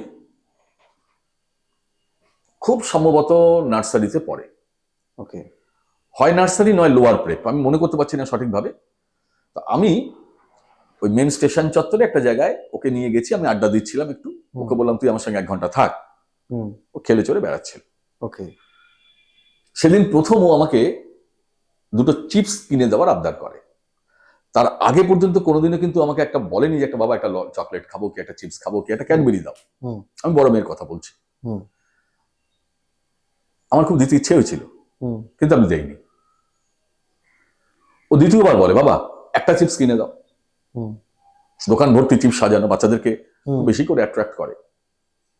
আমি কিন্তু তাও দেইনি ওকে। দেইনি মানে দেইনি, আমি দেব না বলেছি, আর আমার কাছে না মানে না, ওটার হ্যাঁ হওয়ার সম্ভাবনা থাকে না। এবার তুমি বলতে পারো বাহ আপনি তো খুব নিষ্ঠুর লোক মশাই। আচ্ছা, তুমি যদি বলো নিষ্ঠুর তো আমি নিষ্ঠুর, আর তুমি যদি বলো তো এটা ঠিক তো ঠিক। দেখো, একটা বাচ্চা মেয়ে যার বোধ হয়নি, চাইতে হয় কি হয় না, তাকে আমি বাবা হিসেবে একটা চিপস কিনে দেইনি, আমার কি কষ্ট হয়নি? খুব কষ্ট হয়েছে, প্রচুর কষ্ট হয়েছে, আমার বুক ফেটে গেছে, কিন্তু আমি সেটা প্রকাশ করিনি। ওই ঘটনার দ্বিতীয় দিন পরে, মানে 3 দিনের দিন, হুম, আমি ওর জন্য 4টে চিপস কিনে নিয়ে বাড়িতে গেছি। আচ্ছা, ওকে শুধুমাত্র এই লেসনটা দিয়েছি যে দেখো, চাইলেই পাওয়া যাবে না, অর্জন করতে হবে। চাইলেই পাওয়া যাবে না। চাহিদা থাকতে পারে, চাহিদাটাকে কন্ট্রোলের মধ্যে রাখতে হবে। হুম, আর ও ছোটবেলায় তখনও বোঝার ক্ষমতা নেই যে বাবার কি পারিবারিক অবস্থা, বাবার কি অর্থনৈতিক অবস্থা, সেগুলো বোঝার ক্ষমতা ওই বয়সে থাকার কথা নয়। হুম, কিন্তু ওকে একদম প্রথম অবস্থায় আমি এই লেসনটা দেওয়ার চেষ্টা করেছিলাম হুম, যে চাইলেই পাওয়া যায় না যে কোনো জিনিস। আজকে আমি যদি চাই যে আমি ভারতবর্ষের প্রধানমন্ত্রী হতে চাই, পাবো। হুম, আমি সারা বিশ্ব জয় করতে চাই, আজকেই পারবো। তাহলে সম্ভব। চাহিদার সঙ্গে বাস্তবের একটা পার্থক্য আমাকে বুঝতে হবে। হলে ভালো হতো। হলে ভালো হতো, হুম, না হলেও আমার কাছে জীবন শেষ নয়। হুম, তা আমি ওকে সেদিন টিপসটা কিনে দিইনি, কিন্তু ওই একটা শর্তে ওকে একটা বোঝালাম যে দেখ মা, হুম, এ চাইলেই পাওয়া যায় না, বরঞ্চ না চাইলে অনেক সময় তুই যতটা এক্সপেক্ট করছিস তার চেয়ে বেশি পাওয়া যায়। হুম, ও আমার কাছে একটা চিপস চেয়েছিল, আমি 3 দিন পরে ওকে 4টে চিপস দিয়েছিলাম।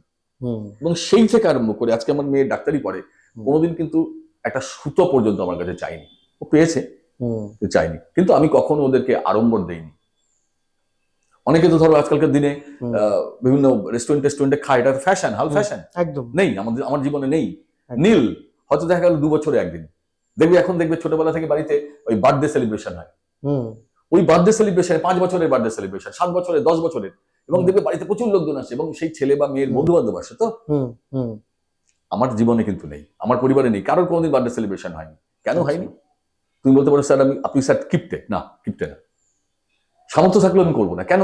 ধরো ওই যে ছেলেটার মেয়েটার মধ্যে কিন্তু ওই ছোটবেলা থেকে গেড়ে বসছে, হুম, তাহলে আমার এই অনুষ্ঠানে এতগুলো লোক আসতেই পারে। হুম, ফলে আমার যদি এর পরবর্তীকালে আরো চাহিদা বাড়ে, সেই চাহিদার সঙ্গে যদি অভিভাবক পাল্লা দিতে না পারেন, সুতরাং আমার ছেলেটাকে বা মেয়েটাকে প্রথম থেকেই হুম, তাকে অভাব কি বুঝতে দিতে হবে।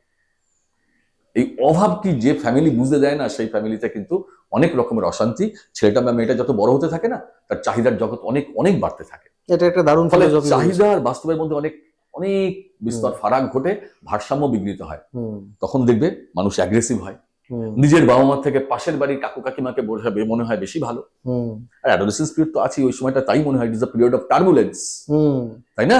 একদম। তো আমার মনে হয় পা পিছলে যাওয়ার মোক্ষম সময়। একদম সবচেয়ে বড় কথা কি জানো তো, ছাত্রদের তো দোষ আছে, আমি বলবো না। হুম, তো আমরা ছোটবেলা থেকেই তাদেরকে দিয়ে দিয়ে দিয়ে দিয়ে এমন হয়েছে, এবং আমার ছেলেটি বা মেয়েটি দোষ করেছে, হুম, তা সত্ত্বেও আমরা বিভিন্ন জায়গায় খেলার মাঠে মারামারি হয়েছে, লেট দেম ডিসাইড। যাদের মধ্যে হয়েছে তারা বুঝেনি, হুম, আমরা মাঝখানে ঢুকে বড়রা বড়রা ঝগড়ায় জড়িয়ে পড়েছি। ফলে বাচ্চাটা বুঝেছে যে আমার সমস্যা হলে তো আমার বাবা মা আসছে, হুম, আমার দোষ থাকলেও আসছে, তাহলে হুম, আমার দোষ করেই তো আমি পার পেয়ে যেতে পারি। হুম, এই একটা আর ঔদ্ধত্যটা বাড়ছে এই কারণে।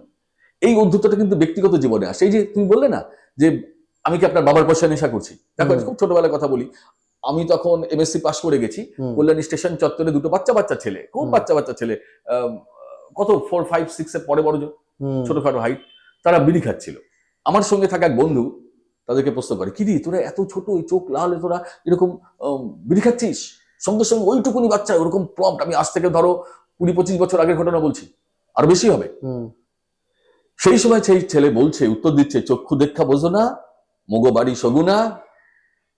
ভাবো, আমি আরো 20-25 বছর আগের কথা বলছি। ফলে এখনকার প্রজন্ম তো আরো এগিয়ে গেছে, হুম, ঔদ্ধত্য তো আরো বাড়ছে। হুম, এবং এইটা কিন্তু আমার মনে হয় পারিপার্শ্বিক পরিবেশ আর, সত্যি কথাই তো, বর্তমান প্রজন্মের কাছে সামনে আসার জিনিস কি বা আছে বলতো? আমরা কি দেখাতে পারছি তাকে? পারছি কি কিছু? কিছুই নেই। বরঞ্চ তাকে আমরা কায়দা করে নানা রকম নেশার জগতে ঢুকিয়ে দেওয়ার চেষ্টা করছি। দোষ মূলত আমাদের। আচ্ছা, কোনো একটা জায়গা দিয়ে ব্যবসায়িক তো একটা আঙ্গিক ব্যাপার আছে, ব্যবসায়িক একটা রং রূপ দেখতেই পাই। এডুকেশন সিস্টেম প্যারালালি যদি আমরা ভাবি, business system type of MNC category, কোথাও যেন এডুকেশন সিস্টেমটা যতটা না দেওয়ার জন্য ছিল, এখন উল্টে নেওয়ার জন্য হয়েছে।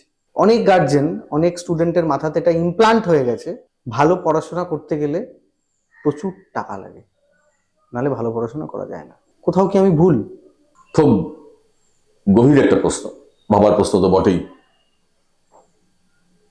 এটা ঠিকই, এই যে ধারণাটা যে পড়াশোনা এগোতে গেলে, ভালো পড়াশোনা করতে গেলে প্রচুর টাকা পয়সার দরকার, হুম, তো আমার মনে হয় এই ব্যাপারটা ম্যানমেড, আর্টিফিশিয়ালি ক্রিয়েটেড। তার কারণ কি জানো তো?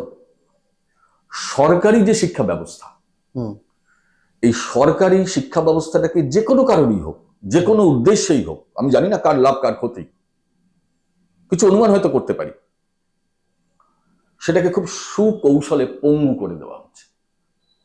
Pre planned structure. হ্যাঁ, এবার ধরো সরকারি বিদ্যালয়, তার সেখানকার পড়াশুনো, সেখানকার কাঠামো যদি উপযুক্ত না হয়, তাহলে সচেতন অভিভাবক অভিভাবিকা কি করছেন, তাদের মধ্যে দৃঢ় বিশ্বাস আসছে যে ওই সরকারি স্কুলে পড়াশোনা হয় না, খুব বেশি হলেই মিড ডে মিল খাওয়ানো হয়, খিচুড়ি টিচুড়ি হয়, হুম কিন্তু পড়াশোনার কোয়ালিটি নেই। আচ্ছা। এবং আমি যেটা দেখছি সেটা হচ্ছে এই আমাদের সমস্ত জায়গাতেই, কিন্তু এর মধ্যে ব্যতিক্রম আছে দিল্লি। হুম ওখানে তোমরা শুনেছো যে সরকারি স্কুলগুলো এখন প্রাইভেট স্কুলগুলোকে হার মানায়, হুম এবং মানুষ ওখানে কিন্তু দিল্লির মানুষরা জানো তো হুম প্রাইভেট স্কুল বাদ দিয়ে এখন সরকারি স্কুলে যাচ্ছে। আচ্ছা। তার মানে সরকারি স্কুল কোনো অংশে কম নয়। এখানে যে সমস্ত মাস্টারমশাই দিদিমণিরা আছেন, হুম আমার দীর্ঘদিন ধরে এই প্রফেশনে আমি আছি, হুম আমার অভিজ্ঞতা বলে মোস্ট এফিশিয়েন্ট মানুষজন এখানে আছেন সরকারি পরিকাঠামোতে। আচ্ছা। কিন্তু তারা হয়তো সবটা দিতে পারছেন না। কেন দিতে পারছেন না? পরিকাঠামোর অভাব, পরিবেশের অভাব, ফেসিলিটিস। সবকিছুর অভাব, সদিচ্ছার অভাব। কার সদিচ্ছার অভাব? আমি মাস্টারমশাই দিদিমণির সদিচ্ছা বলবো না, হুম আমি বলবো সামগ্রিক সদিচ্ছা। এখন স্কুলগুলোতে কি হচ্ছে, পড়ানোর স্কোপ কমছে, মিড ডে মিলের হিসাব করতে হয়, হুম বাংলার শিক্ষা পোর্টালে নম্বর তুলতে হয়, হুম আয়রন ট্যাবলেট খাওয়াতে হয়, হুম কে খিচুড়ি খাবে, কে পাঁপড় খাবে, কে ডিম খাবে, কে সয়াবিন খাবে, সেই নাম গুনে দিতে হয়। হুম ফলে হাজার রকমের কাজ, সমস্ত কিছু কাজ এখন শিক্ষক শিক্ষিকাদের করতে হয়। ফলে পড়ানোর যে মানসিকতা, আমরা আগে কি করতাম, আমি এখনো যেটা করি, ধরো একটা পিরিয়ডের পর একটা পিরিয়ড গ্যাপ আছে মনে করো, হুম সেই পিরিয়ডটাই কিন্তু আমি চক আউট করি যে পরের পিরিয়ডটা আমার যদি 10-এ থাকে, কি পরের পিরিয়ডটা যদি আমার 12-এ থাকে, হুম আমি কি পড়াবো এবং কোন ওয়েতে পড়াবো। কারণ আমার কাছে টাইম 40 মিনিট, হুম রোল কল করতে যাবে 5 থেকে 8 মিনিট, হুম আর আমার হাতে অ্যাভেলেবল টাইম ম্যাক্সিমাম 30 মিনিটস। হুম এই 30 মিনিটসের মধ্যে আমি কিভাবে পড়াবো, হুম এই ধারণাটা আমাকে গড়ে নিতে হয়, মনের মধ্যে কিছু ওয়ার্ক করতে হয়। হুম সত্যি কথা বলতে কি জানো তো, এখন নানা রকম কাজের চাপে বিদ্যালয়ে মাস্টারমশাই দিদিমণিদের এই জায়গাটাই কমে যাচ্ছে, তারা করতে পারছে না ইচ্ছে থাকলেও। আচ্ছা। ফলে তুমি দেখো না, নানা কারণে বিদ্যালয় ছুটি হয়ে যাচ্ছে, হুম গরমের ছুটি 1 মাস 1.5 মাস হচ্ছে, হুম কোভিডের সময় দেখেছো সব খুলে গেছে, হুম সবকিছু চলছে, বিয়েবাড়ি চলছে, হুম। সিনেমা হল চলছে, সিনেমা শপিং মল গুলো খুলে গেল, বাইরে স্কুল ছুটি। কিন্তু বিদ্যালয় ছুটি। হুম আমি জানি না এটা কোনো বিশেষ পলিসি কিনা বা কৌশল কিনা, তবে এটা তো ঠিক, সরকারি স্কুল উঠে গেলে হুম সরকারি মাস্টারমশাই দিদিমণি আর থাকবেন না, হুম ফলে সরকারের অনেক আর্থিক বোঝা হয়তো কমবে।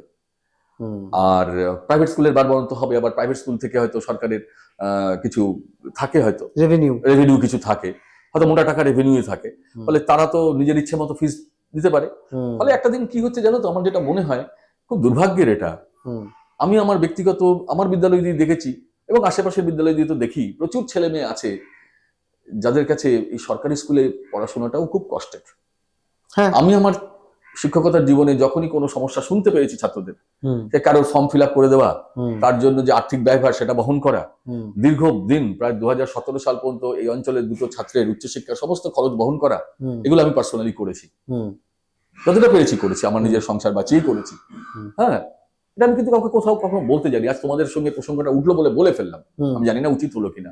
না না আমি এখনো ব্যক্তিগতভাবে যদি কখনো শুনতে পাই যে কোনো ছেলেটা কষ্টে আছে বা তার অসুবিধা আছে, বই কিনতে পারছে না, হুম হ্যাঁ, তো আমি সুযোগ সুবিধা মতো তাকে বই খাতা কলম কিনে দিই বা ফর্ম ফিল আপ করিয়ে দিই, সে টাকা পয়সা তাদের আর ফেরত দিতে হয় না আমাকে। হুম তো এগুলো করে তো ভালো লাগেই, কিন্তু আমার যেটা আক্ষেপের বিষয় জানো তো, সরকারি স্কুল যদি সত্যি উঠে যায়, এরকম চললে একদিন উঠবে, সেদিনটা বড় ভয়ঙ্কর। সাধারণ ঘরের ছেলে মেয়েগুলো, যারা ধরুন যার বাবা সবজি বেচেন, যার বাবা হয়তো রাস্তা ট্রেনে হকারি করেন, তাদের ঘরের ছেলে মেয়েদের কাছে শিক্ষা কিন্তু পুরোপুরি অধরা থেকে যাবে। এটা অত্যন্ত আক্ষেপের, অত্যন্ত কষ্টের। শিক্ষক হিসেবে বলবো না, শুধুমাত্র মানুষ হিসেবে এটা আমাকে খুব পীড়া দেয়, কারণ আমার অতীতটা অত্যন্ত কষ্টের। তোমরা ভাবতে পারবে না যে আমি কি অবস্থা থেকে আজকে এখানে এসেছি, ফলে আমি সেই কষ্টটা বুঝতে পারছি।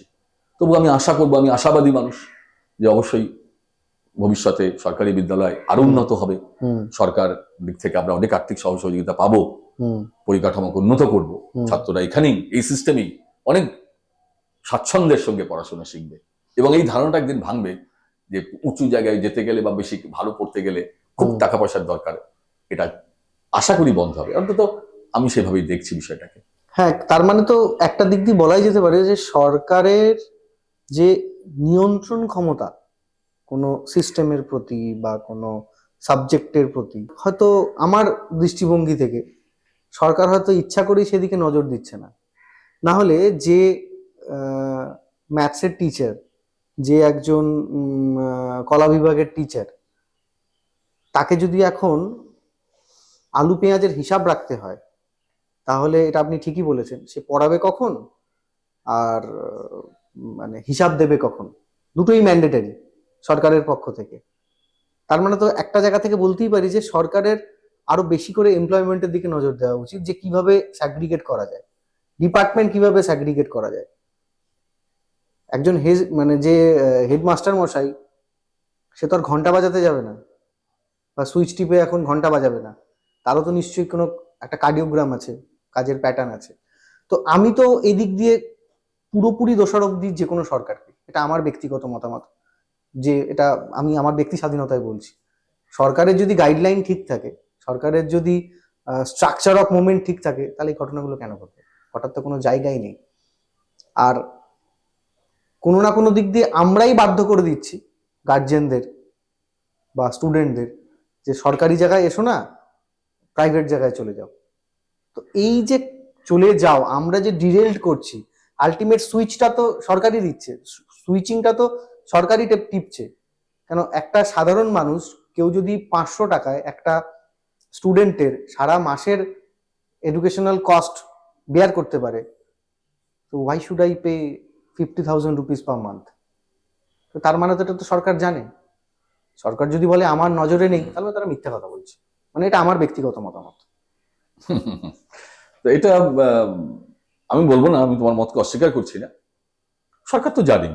হুম, আহ, তো আমরাও আশা করবো যে সরকার এই দিকে ধ্যান দেবে, কিন্তু দুর্ভাগ্যবশত আমরা যা দেখছি হুম, এই মুহূর্তে কিন্তু অবস্থাটা আশাব্যঞ্জক নয়।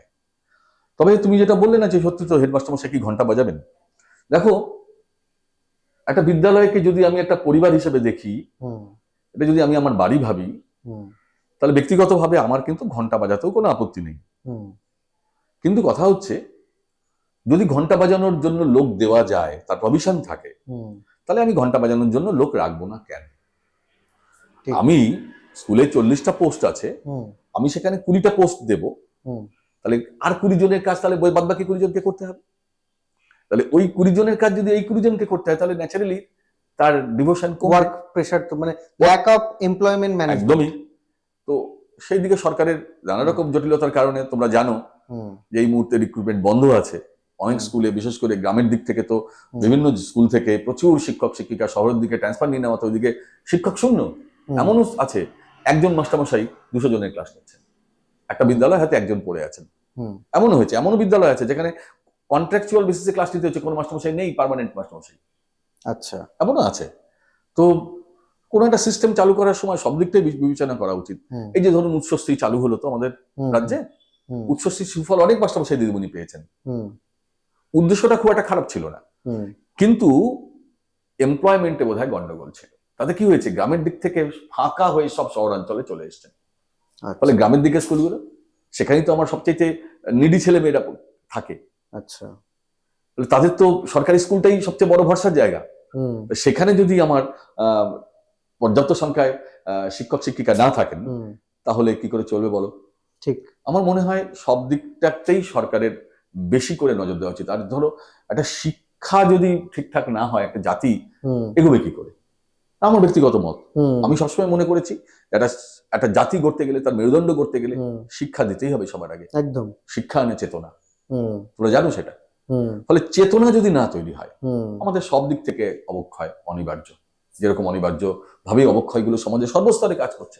তুমি দেখো আমাদের রুচি পাল্টে যাচ্ছে। হুম, এখন দুর্গাপুজোর যে বিজয় সম্মেলনী হয়, সেখানেও তো ডিজে বাজে, একদম ঢাক নেই। খুব কানে বাজে। হুম, বিভিন্ন যে নবীনবরণ উৎসব টুৎসব হয়, তুমি জানো সেখানে হুম, সমস্ত চটুল নাচ গান হয়। হুম, তো এগুলো কি আমাদের কালচার, আমার মনে হয় না এগুলো কালচার। তবে সব দিক থেকে আমি আশাবাদী মানুষ, সরকারের সদিচ্ছা বাড়ুক, সরকারের দিকটা বিশেষ করে নজর দিক। আর আমাদের রাজ্যে তো সত্যি কথা ছেলে মেয়েদের মধ্যে প্রচুর পোটেনশিয়ালিটি, প্রচুর বেস্ট আমার মনে হয়। ফলে এই যে হিউম্যান রিসোর্স, এটাকে যদি আমরা ব্যবহার করতে পারি সঠিক পথে সঠিক দিশায়, আমাদেরকে আটকাবে কে? আমরাই ভারতের সবচেয়ে এগিয়ে থাকা রাজ্য হবো, এটা আমরা ভাবতেই পারি, সরকার এটা করতেই পারে। একটা সময় তো এগিয়ে ছিলাম তো, কিন্তু দেখো নানা রকম ভাবে আমরা পিছিয়েছি। তার অনেকগুলো কার্যকারণ আছে, সেটা বলতে গেলে হয়তো অনেক সময় লাগবে, সেটা ছেড়ে দাও, বিতর্কিত বিষয়। কিন্তু এটা ঠিক, সদিচ্ছা থাকলে সমস্ত সীমাবদ্ধতাকে অতিক্রম করা যায় বলে আমার বিশ্বাস। সেটা ঠিক, একটা একাধারে আপনার মানে আঙ্গিকটাও মানে ভ্যালুয়েবল। এইবার এই যে পড়াশোনার স্ট্রাকচার, এই স্ট্রাকচারটা তো একটা মাস্টার মশাই সে নিজে কিছুটা ক্রিয়েট করে স্টুডেন্টদের পড়ানোর জন্য, আবার বেশ কিছু স্ট্রাকচার আছে যেগুলো অলরেডি আগে থেকে এস্টাবলিশ, তার মধ্যে দিয়ে যেতে হবে আপনাকে। তো আমাদের বর্তমান যে স্ট্রাকচার, গভর্নমেন্ট স্কুল বা স্পন্সর স্কুল যেগুলো থাকে বিভিন্ন, বা সেমি গভর্নমেন্ট স্কুল, বিভিন্ন অটোনমাস বডি স্কুল আছে, অনেক রকমের অনেকগুলো স্ট্রাকচারাল মুভমেন্ট আছে, সেই স্কুলের যে ফেসিলিটিস, তাতে স্টুডেন্টরা কি মানে ফেসিলিটেড হয়, নাকি ফেসিলিটিস আরো বাড়ানো উচিত? যখন আমি কোনো প্রাইভেট স্কুলের সাথে কম্পিটিশনে যাচ্ছি, অনেক স্কুলের বাচ্চারা, no doubt he or she is a good student, মানে ব্রিলিয়েন্ট ওয়ান, কিন্তু দেখা যাচ্ছে তার কিছু সিস্টেমেটিক্যাল প্রবলেমের জন্য, প্র্যাকটিক্যাল কিছু ল্যাক অফ নলেজের জন্য, কিছু ইংলিশ টার্মিনোলজি বা মানে কি বলবো, তার স্পোকেন পাওয়ারের জন্য সেই স্টুডেন্টটা একটা টাইমে ব্যাক অফ করে আসছে। অথচ তার যদি মাথাটাকে আমরা নিতে পারি, ইটস ব্রিলিয়েন্ট। তো সেদিকে আমাদের ফেসিলিটিস গুলোকে আরো কতটা স্ট্রং করা উচিত, কারণ কোনো একটা থেকে তো ল্যাক আছেই। সরকারি স্কুলের কথা বলছো? হ্যাঁ, সরকারি স্কুল বা অটোনমাস, যেগুলো প্রাইভেটাইজেশনের দিকে নেই, যারা সরকার চালাচ্ছে, সেই স্কুলগুলোতে ফেসিলিটিস তো ম্যানেজমেন্ট নিয়ে তো আমার মনে হয় ভাবা উচিত। ল্যাব ফেসিলিটিস থেকে নিয়ে শুরু করে সবকিছু, ইচ অ্যান্ড এভরিথিং। অনেক বাচ্চারা হয়তো জানেই না যে জিওগ্রাফিরও ল্যাব হয় সরকারি স্কুলে, শুনতে পারে আকাশ থেকে পড়ে, জিওগ্রাফির ল্যাব হয়, জিওগ্রাফির ল্যাব, ম্যাথসের ল্যাব হয়, ফিজিক্সের ল্যাব হয়। আপনি অ্যাজ এ বায়োলজি টিচার, বায়োলজির যে ল্যাব হয়, physics, chemistry, biology, maths, history, প্রত্যেকটা জিনিসের ল্যাব হয়, কিন্তু সেই ফেসিলিটি ম্যানেজমেন্টটা কিন্তু আমাদের সরকারের পক্ষ থেকে আমরা সেই একদম চরম জায়গায় দেখিনি যে আমার যদি 2000 স্টুডেন্টের ব্যাচ থাকে, এভরিওয়ান ফেসিলিটেড ইন 10% ওয়ে, এটা দেখা যায় না। সেটা দিয়ে তো ভাবা উচিত, নাহলে তো কম্পিটিশনে তো গিয়ে আমিই তো ভাববো যে আমি আমার ছেলেকে কেন পাঠাবো যদি আমি ফেসিলিটি না পাই। ব্যাপারটা তো সত্যি ভাবার। আমি একটা কথা আগেও বলেছিলাম যে রাতারাতি এই পরিবর্তনটা আসবে না, কারণ আমি তো বলেছি যে কোনো ধরো কাজে সফল হতে গেলে সবার আগে দরকার ইচ্ছে। তুমি যেটা বারবার তোমার প্রশ্নে আমাকে বলছো, সদিচ্ছা থাকা দরকার। তো সদিচ্ছা যদি সরকারের থাকে তাহলে হবে। সৌভাগ্যবশত তুমি জিওগ্রাফি ল্যাবের কথা বলছিলে, আমার বিদ্যালয়ে কল্যাণী পান্নালাল ইনস্টিটিউশন, সেখানে জিওগ্রাফি ল্যাব আছে। কিন্তু এবার এটাও তো ঠিক, তোমার কথা তো ঠিক, অনেক বিদ্যালয়ে নেই, অনেকের নামও শোনেনি। অনেক বিদ্যালয়ে ম্যাথমেটিক্স এর ল্যাব আছে, হিস্ট্রি ল্যাব আছে, সমস্ত সাবজেক্টের ল্যাব হয়। এই পরিষেবাটা দিতে গেলে সবার আগে যেটা করতে হবে, সদিচ্ছার আগে যেটা সবচেয়ে বড়, শিক্ষা খাতে বরাদ্দ বাড়াতে হবে। দেখো আমাদের কেন্দ্রীয় বাজেট বলো আর আমাদের রাজ্য সরকারের যে রাজ্য বাজেট বলো, দুটো ক্ষেত্রেই শিক্ষা খাতে ব্যয় বরাদ্দ অত্যন্ত কম। আচ্ছা, ফলে ব্যয় বরাদ্দ না বাড়ালে এই যে পরিষেবা যে দেবে, তুমি বলছো সরকার দেবে, কোত্থেকে দেবে? টাকা তো আর গাছে নেই যে গাছ থেকে পেরে ওই পরিষেবা বাবদ সেই টাকাটা দিলাম বিদ্যালয়কে। একদম। তবুও এর সামান্য পরিসরের মধ্যেও আমি দেখছি বিদ্যালয়গুলো কিছু টাকা পয়সা পাচ্ছে সরকারের কাছ থেকে, কিন্তু সেটা কিছুই না, প্রয়োজনের তুলনায় কিছুই না। ফলে সামগ্রিক যদি ধরো সিনারিওটাকে পাল্টাতে হয়, তাহলে প্রথম যেটা আমার মনে হয় সেটা হচ্ছে শিক্ষা খাতে যে ব্যয় বরাদ্দ আছে কেন্দ্রীয় বাজেটের এবং রাজ্য বাজেটের, শিক্ষা খাতে ব্যয় বরাদ্দটা কিন্তু অনেকটা বাড়াতে হবে। কারণ এইটা দুটো সরকারকেই বুঝতে হবে যে যে শিক্ষাই কিন্তু সব। শিক্ষা ঠিকঠাক তৈরি করতে পারলেও, মানুষকে যদি গড়তে হয়, শিক্ষা দিতে হবে, প্রকৃত শিক্ষা দিতে হবে, তার জন্য নানা রকম সুযোগ সুবিধা দিতে হবে। সুযোগ সুবিধা দিলে একটা এনভায়রনমেন্ট কিন্তু মানুষকে মোল্ড করে। একটা মানুষ জীবনে কি হবে, তার দুটো বিষয় আছে, একটা হচ্ছে হেরিডিটি, বংশগতি, এবং আরেকটা হচ্ছে তার পরিবেশ। এই দুটো যদি সঠিক থাকে না, ওকে আটকে রাখা সম্ভব না আমার মনে হয়। তো এই ব্যয় বরাদ্দ বাড়লে এবং সরকারের সদিচ্ছা যদি সত্যি বাড়ে, তাহলে কিন্তু আমূল বদলে ফেলা সম্ভব। কারণ দিল্লি করে দেখিয়েছি, তাহলে কেন ওয়াই নট ওয়েস্ট বেঙ্গল? অবশ্যই পারবো আমরা, কিন্তু ওই যে বললাম, ব্যয় বরাদ্দ, সরকারের ইনভলভমেন্ট, সরকারের সদিচ্ছা এবং সবার সংশ্লিষ্ট সকলের সহযোগিতা, ছাত্র, শিক্ষক, অভিভাবক, সবার ক্ষেত্রে। স্যার একটু অন্য রকমের একটু আমি প্রসঙ্গে যাই। আপনি অ্যাজ এ জীবন বিজ্ঞানের যে সাবজেক্ট, যেটা নিয়ে আপনি এত বছর পড়াচ্ছেন, এতগুলো ভালো মানে স্টুডেন্ট, ভালো মানুষ দিয়েছেন আমাদেরকে, কোথাও কি মনে হয় যে আমাদের ইন্ডিয়ান কালচার বা ইন্ডিয়ান এডুকেশন সিস্টেমের মধ্যে একটা সাবজেক্টের অবক্ষয় আছে, দ্যাট ইজ সেক্স এডুকেশন? সাবজেক্টটাই নেই, তার জন্য কি কোনো স্টুডেন্ট তার বড় হয়ে ওঠা, পারিপার্শ্বিক পরিবেশ থেকে কোনো সাবজেক্টকে নিয়ে শেখা, অথবা তার চারিত্রিক গঠন, মানসিক গঠন, কোনো না কোনো সমস্যার মধ্যে পড়ে তারা, যেহেতু এই সাবজেক্টের সাথে তারা যুক্ত নয়, বাট এক্সাক্ট নলেজটাই নেই? আমার তো মনে হয় এটাকে ইমপ্লিমেন্ট করা দরকার অন স্টাডি মেটেরিয়ালের মতো। খুব চমৎকার একটা প্রশ্ন করেছো। প্রথমেই বলি যে প্রপার সেক্স এডুকেশন বা যৌন শিক্ষা যেটাকে আমরা বলি, সেটা থাকা উচিত। এই প্রসঙ্গে তোমরা জানো কিনা আমি ঠিক মনে করতে পারছি না। তোমরা দেখবে কিছুদিন আগে পর্যন্ত আমাদের বিদ্যালয়গুলোতে জীবনশৈলী বলে, লাইফস্টাইল এডুকেশন বলে একটা শিক্ষা চালু হয়েছিল। তো সেখানে যে সত্যি কথাই যে ওয়েস্টার্ন কান্ট্রিগুলোর মতো যে যৌন শিক্ষা যেটা বলতে আমরা বুঝি, যতটা ব্যাপক অর্থে বুঝি, সেটা হয়তো ছিল না, কিন্তু প্রাথমিক একটা জড়তা। এবার দেখো, যৌন শিক্ষা দেওয়া হোক বিদ্যালয়গুলোতে, সেটা দেওয়া হোক বললেও কিন্তু সবসময় কার্যকরী করা সম্ভব না। কারণ ধরো আমাদের কালচার, আমরা কতটা আপডেটেড, আমাদের পারিবারিক মনোভাব, আমাদের সমাজ এটা কিভাবে নেবে। দেখো, সমাজকে বাদ দিয়ে তো কিছু হয় না। আমার বিদ্যালয়টা যে পরিবেশে আছে, যে সমাজে আছে, যে সমাজ থেকে ছেলেমেয়েরা আমার বিদ্যালয়ে আসছে, তো তাদের মধ্যেও তো কিছু স্টিগমা থাকে। আমাকে সবকিছু বাঁচাতে হবে। এটা ঠিক, তুমি যেটা বলেছ যে দেখো, খুব ছোট থেকেই আমাদের মধ্যে না যৌনতা নিয়ে একটা কিউরিওসিটি থাকে। মানুষ যখন বড় হতে থাকে, বিশেষ করে অ্যাডোলেসেন্ট পিরিয়ডটা যখন আসে না, বয়ঃসন্ধিকাল, তখন থেকেই কিন্তু যৌনতার উপরে মানুষের একটা আগ্রহ স্বাভাবিকভাবেই আসে। কারণ শরীরে যেমন পরিবর্তন হয়, মনে সেরকম পরিবর্তন হয়, হরমোনাল চেঞ্জেস। একদম। এই হরমোনাল চেঞ্জের কারণে শরীর এবং মনের মধ্যে একটা বিরাট পরিবর্তন আসে। ফলে সবকিছুকে জানার, সবকিছুকে বোঝার, সবকিছুকে চেখে দেখার একটা প্রবণতা, একটা প্রবল ইচ্ছে তৈরি হয়। কিন্তু দুর্ভাগ্যের আমাদের মতো দেশগুলোতে বা আমাদের মতো বিদ্যালয়গুলোতে কি হয়, যে সঠিক দিশা না দেখানোর কারণে, দিশা দেখাতে পারার কোনো সিস্টেম না থাকার কারণে, এরা এই সংক্রান্ত বিষয় আশয় নিজেরা বন্ধুদের মধ্যে খুব গোপনে আলোচনা করে, এবং প্রত্যেকের মাস্টার। ফলে কি হয়, সঠিক শিক্ষাটা কিন্তু সে লাভ করে না, বরঞ্চ সে হয়তো এমন হয় কিছু ভুল ধারণা তার মধ্যে জন্মায়, কিছু কু অভ্যাস তাদের মধ্যে তৈরি হয়। যে কু অভ্যাস, কু ধারণা, ভুল ধারণাগুলোকে নিয়ে সে বড় হয়, এবং ভবিষ্যৎ জীবনেও কিন্তু তার মধ্যে সেই সমস্ত ভুল ধারণাগুলো বা কু অভ্যাসগুলো থেকে যায়, যা তার ব্যক্তিগত জীবনের বিপর্যয়ের জন্য একটা অন্যতম কারণ বলে আমার মনে হয়েছে। সুতরাং এটা ঠিক, তোমার প্রশ্নটা একদমই ঠিক, আমিও সহমত যে একটা নির্দিষ্ট বয়স থেকে আস্তে আস্তে আস্তে আস্তে সেক্স এডুকেশনটাকে যদি চালু করা যায়, যৌনতা কি, কেন আসে। দেখো, যৌনতা তো স্বাভাবিক প্রবৃত্তি, একটা প্রাণীরও আসে, মানুষেরও আছে। তো প্রাণীর তো সেই অর্থে এডুকেশন নেই, ওরা ওপেনলি যেটা করে, মানুষ যেহেতু আমরা শিক্ষিত মানুষ, সম্ভব পরিশীলিত, ফলে আমরা তো সেটাকে লুকোচাপা করে রাগঢাক করি, সেটাকে মোড়কের মধ্যে রেখেই তো করবো, এটাই স্বাভাবিক।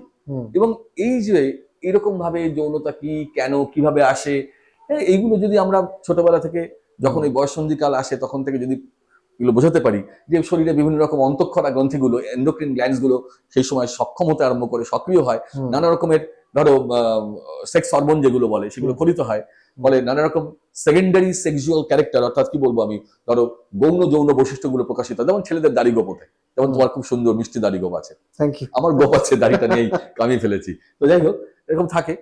আমাদের একটা পুরুষালী কণ্ঠ তৈরি হয়, মাস্কিউলার বডি হয়, তো এরকম মেয়েদের ম্যামারি গ্ল্যান্ডস এর ডেভেলপমেন্ট হয়, তাদের ত্বক কোমল নরম হয়, তাই না, অয়েলি স্কিন হয়, তাদের কণ্ঠস্বরের পিচ তীক্ষ্ণতা বাড়ে, তাই না, deposition of fat in different parts of their body, দেহের বিভিন্ন অংশে ফ্যাট জমে। এই যে পরিবর্তনগুলো স্বাভাবিক, সবার জীবনে এসছে, আমাদের জীবনে এসছে, আমাদের বাপ ঠাকুরদার জীবনে এসছে, আমার মা মাসিদের জীবনে এসছে, জেনারেশন ওয়াইজ আমাদের মধ্যে এসছে, আমাদের পরবর্তী প্রজন্মের মধ্যেও আসবে। অর্থাৎ মানুষ যতদিন থাকবে, যতদিন এই প্রজাতি থাকবে, প্রত্যেকের জীবনে এই পরিবর্তনগুলো আসবেই। সুতরাং এই নিয়ে এত লুকোছাপা না করে তাদেরকে যদি আমরা ছোট থেকেই বোঝাতে পারি এইগুলো স্বাভাবিক, ঠিক যেরকম ভাবে ঘুম থেকে উঠে আমরা দাঁত মাজি, ব্রাশ করি, করে খাওয়া দাওয়া করি, পড়াশোনা করি, স্কুলে যাই, সূর্য ওঠে সূর্য অস্ত যায়, ঠিক স্বাভাবিক নিয়মেই আমাদের জীবনের থেকে এই জিনিসগুলো বাইরে নয়, এগুলো আমাদের জীবনের অঙ্গ। এরকম সহজ সরল ভাবে যদি আমরা মুক্ত মনে সেগুলো ছাত্রদের মধ্যে পরিবেশন করতে পারি, সেই উপযুক্ত পরিকাঠামো, উপযুক্ত একটা সিলেবাস, উপযুক্ত একটা উপায় যদি থাকে, আমার মনে হয় এই সেক্স নিয়ে বা সেক্স এডুকেশন নিয়ে যে সমস্ত লুকোছাপা বা যে সমস্ত ধরো কৌতূহল যা মানুষের মধ্যে নানা রকম কুঅভ্যাস তৈরি করছে, ভুল ধারণা তৈরি করছে, সেগুলো থেকে আমরা মুক্ত থাকবো এবং অনেক সুস্থ সুন্দর সমাজ আমরা তৈরি করতে পারবো। তার মানে একটা সরকারের তো একটা কন্ট্রোলিং ক্যাপাসিটি আছে, যেটা চাইলে করতে পারেন। আমার যেটা মনে হয় সবার আগে যেটা প্রয়োজন, এখন সবার হাতে মোবাইল আছে। আমরা যে এখন আলোচনাটা করছি অ্যাজ এ সেক্স এডুকেশন, প্রত্যেকটা বাচ্চারা মোবাইলে এমন কিছু ভিডিও, এমন কিছু গল্প, এমন কিছু স্টোরি এবং এমন কিছু সিনেমা দেখছে প্রতিনিয়ত, ছেলে মেয়ে নির্বিশেষে, যার বয়স সন্ধিকাল যদি আমি বলি, আমার দেখা 8 বছর 9 বছর থেকে শুরু করে নিয়ে there is no age limit. সরকারের তো সবার আগে এই সাইটগুলোকে বন্ধ করার দরকার। আজকে আমার কাছে যদি বাঁশি না থাকে তাহলে আমি বাঁশিটা বাজাবো কি করে? তো সরকার তো নিজে স্বইচ্ছায় সেই সব সাইটের প্রভিশন দিয়ে রেখেছে প্রত্যেকটা জনগণের হাতে। সে আপনি চাইলে এখনো যদি কিছু একটা সার্চ করেন, আপনার মোবাইলে এমন কিছু লিঙ্ক চলে আসবে যেটা হয়তো মানে অশালীল, এটা দেখা উচিত নয় একটা স্বাভাবিক ছাত্র জীবনে থেকে। তো সেই জায়গাটাতে কোনো তো বার্ডেন্স দিচ্ছে না, কোনো ম্যানেজমেন্ট সিস্টেমে সেরকম কোনো বার্ডেন্স নেই। দেখো, তুমি যেটা বলেছো সেটা খুব বিতর্কিত একটা বিষয়। আমার মনে হয় এইরকম ওই সাইট ব্যানিং বোধহয় সরকারের পক্ষে করা সম্ভব নয়। কারণ ধরো, স্বাধীনতা আমার মৌলিক অধিকার। ফলে আমার কাছে যদি ইন্টারনেট থাকে এবং যদি বহির্বিশ্ব আমার কাছে ওপেন থাকে, আমি কি দেখবো না সেটা আমার ব্যক্তিগত রুচি। সত্যি তো, একজন অ্যাডাল্ট পার্সন সে যদি মনে করেন যে আমি বিশেষ কিছু মুভি দেখবো, বিশেষ কিছু ভিডিও দেখবো, এটা তার অধিকারের পর্যায়ে পড়ে, মৌলিক অধিকার। তুমি যেটা বলছো সেই সাইটগুলোকে ব্যান করা, তো দেখো আমার মনে হয় তার বিকল্প একটা আছে, বোধহয় মোবাইলে প্যারেন্টাল কন্ট্রোল বলে একটা ব্যাপার আছে। তো সেক্ষেত্রে আমার সন্তানদের যারা ছোট ছেলে মেয়ে, তাদের মোবাইলে ওই প্যারেন্টাল কন্ট্রোলটুকু চালু থাকা দরকার, এটা করা দরকার। আর আমি জানি না, আমি তো ইন্টারনেট সম্পর্কে খুব বেশি অভিজ্ঞতা আমার নেই, যে কিছু সাইট কারোর কাছে উপলব্ধ হোক, কিছু কারোর কাছে উপলব্ধ হয়, এটা করা যায় কিনা আমি জানি না। করা যেতেই পারে, আমি জানি না, সেটা যারা বিশেষজ্ঞ তারা বলবেন। বায়োমেট্রিক্স আছে, এমন হ্যাঁ, অনেক রকম যদি এরকম করা যায় যে লেস দ্যান 18 ইয়ার্স এদের ক্ষেত্রে যদি করা সম্ভব হয়, এই সমস্ত সাইটগুলো, এই সমস্ত জায়গাগুলো আর ওপেন থাকলো না, বাদ বাকিদের জন্য থাকলো, তো এটা করতে পারলে তো সবচেয়ে ভালো হয়। আমি জানি না করা যায় কিনা, সম্ভব যদি হতে হয়, টেকনোলজি এমন পর্যায়ে আছে করা সম্ভব। সাধারণ ভাবে এটা যদি না করা যায়, মানে আমি বলতে চাইছি ধর ওই সিস্টেমটা যদি না থাকে, আলাদা করার ব্যাপারটা, তাহলে কিন্তু সার্বিকভাবে এই সাইটগুলো বন্ধ করাটা আমার মনে হয় মৌলিক অধিকারে হস্তক্ষেপ করা। তবে হ্যাঁ, এটা ঠিকই, ওই যে আমি তোমাকে বলছিলাম না, ছোটবেলা থেকে যদি টেস্ট তৈরি করে দেওয়া বাচ্চাদের মধ্যে, এই বাচ্চাদের মধ্যে যদি কি দেখবো আর কি দেখবো না, এই টেস্ট গুলো যদি তৈরি হয়, তাহলে কিন্তু মোটামুটি ভাবে আমার মনে হয় এই বিষয়টা অনেকটাই কন্ট্রোলে রাখা যাবে বলে আমার মনে হয়। ব্যাপারটা কি, দেখো, ডিনামাইট তো আমরা কেন আবিষ্কার করেছিলাম? পাহাড় ফাটিয়ে রাস্তা কাটবো বলে। ডিনামাইট দিয়ে তো আমরা এখন খারাপ কাজও করছি, অনেক নাশকতাও করছি, তাই না? ছুরি কাঁচি চিকিৎসার জন্য আবিষ্কৃত হয়, একদম। সেই ছুরি কাঁচির তো অনেক অন্যরকম ব্যবহারও আছে। দোষ ছুরি কাঁচির নয়, যে ব্যবহার করছে তার দোষ। ফলে তার কি হচ্ছে, এই বিষয় আশয়গুলো কিন্তু আমাদের লক্ষ্য রাখা দরকার। যদি এটা সম্ভব হয় যে শুধুমাত্র একটা বিশেষ বয়সীদের জন্য এর সাইটগুলো বন্ধ, তো আমি তাতে সহমত, একদম সহমত। সেটা করা যেতেই পারে, করা উচিত। মানে সত্যি কথাই, এখন এক ক্লিকে গোটা জগৎ একটা মানুষের কাছে, একটা ছাত্রের কাছে বা একটা ছেলে বা মেয়ের কাছে খুলে যাচ্ছে, যেটা তার দেহ মনে বিরূপ প্রতিক্রিয়া সৃষ্টি করছে। এটা না হওয়াটাই বাঞ্ছনীয়। মোবাইল আসক্তিটা সব দিক থেকে কমানো দরকার, খুব দরকার না পড়লে, পড়াশোনার কাজ না থাকলে মোবাইল হাত দেবো না, আর ব্যক্তিগত মোবাইল থাকবে না। একটা নির্দিষ্ট বয়স পর্যন্ত কোনো ব্যক্তিগত মোবাইল থাকবে না।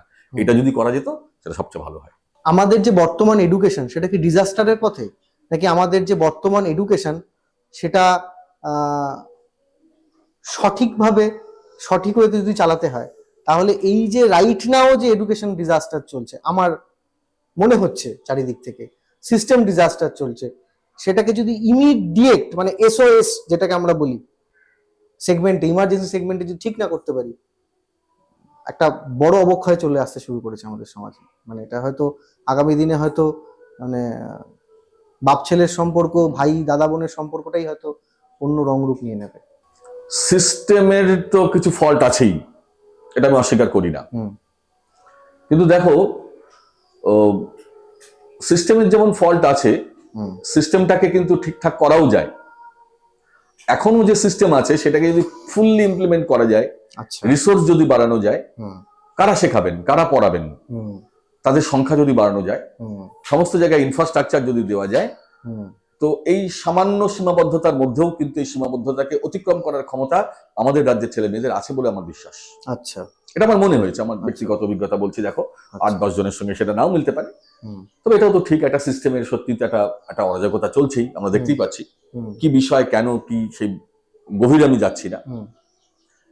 সবচাইতে এটা আমার কাছে মনে হয়েছে যে আমাদের এই প্রজন্মের কাছে এটা আগামী ভবিষ্যৎটা একটা চরম হতাশার জায়গা আছে, বলে ওরা সামনে কিছু দেখতে পাচ্ছে না।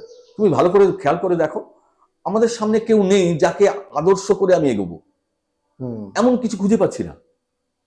আমি আমার ছাত্রকে বলতে পারছি না পড়াশোনা করো, সে আমাকে যখন প্রশ্ন করছে স্যার পড়াশোনা করে আমি কি করব, তখন আমি তাকে কি বলবো? তুমি ওখানে বসে ধর্ণা দাও, তুমি সবজি বেচো, তুমি চপ ভাজো, এটা আমি কি বলবো তাকে? ফলে ফলে আমরা বিশেষ করে যারা ধরো আমরা এই প্রফেশনে আছি না, আমরা এই প্রশ্নগুলো প্রতিদিন কম বেশি সম্মুখীন হতে হচ্ছে। এক সময় এমনও হয়েছে, আমার কিছু পুরনো ছাত্র ফোন করে বলছে স্যার তখন তো খুব বলতেন পড়াশোনা করতে মাস্টার ডিগ্রি পাস করে গেছি স্যার, এটা চাকরি নেই। তাহলে স্যার তখন যদি বলতেন তখন থেকে হাতের কাজটা শিখতাম। এখন জানি না কি হাতের কাজের কথা বললো, নিশ্চয়ই ভালো কথাই বলেছে, খারাপ হতে পারে, ভোকেশনাল কিছু হয়তো। হ্যাঁ, তাই হোক, মানে আমি মজা করলাম। আইটিআই বা অন্য কিছুতে গেলে হয়তো ওর পেটের ভাতের অভাবটা হতো না। তো সত্যি কথাই আমাদের সামনেও কিন্তু খুব বড় কিছু ছাত্রকে অনুপ্রাণিত করার জায়গা আছে তা নেই।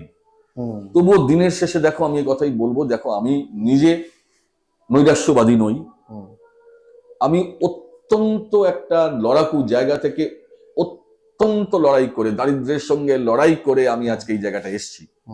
এমনও হয়েছে আমি শুধুমাত্র পয়সার অভাবে ভেটেরিনারি সায়েন্স পড়তে পারিনি, শুধুমাত্র সেই কারণে কিন্তু আমার জুলজি পড়া। আমার দাদা জুলজি পড়তো, ওর থেকে বইপত্র নোটস পত্র পাবো, একই খরচায় দুজনে পড়া হবে, এই মনোভাব থেকে আমার এখানে পড়া, বুঝেছো? ফলে আমি সবটাই দেখেছি। সামান্য একটা টিউশন নেওয়ার, একজন মাস্টারমশাইয়ের কাছে পড়ার মতো কোনো ক্ষমতা আমাদের ছিল না। ফলে আমি না ওই গ্রাস রুটটাকে দিকে আগে তাকাই, অর্থাৎ একদম নিচু স্তরে কে আছে, আর্থিকভাবে পিছিয়ে থাকা কে আছে, যে ন্যূনতম এর চেয়ে নিচে আর হয় না, তাকে কি করে এগোনো যায়, আমি সবসময় আগে তাদের কথাই ভেবেছি।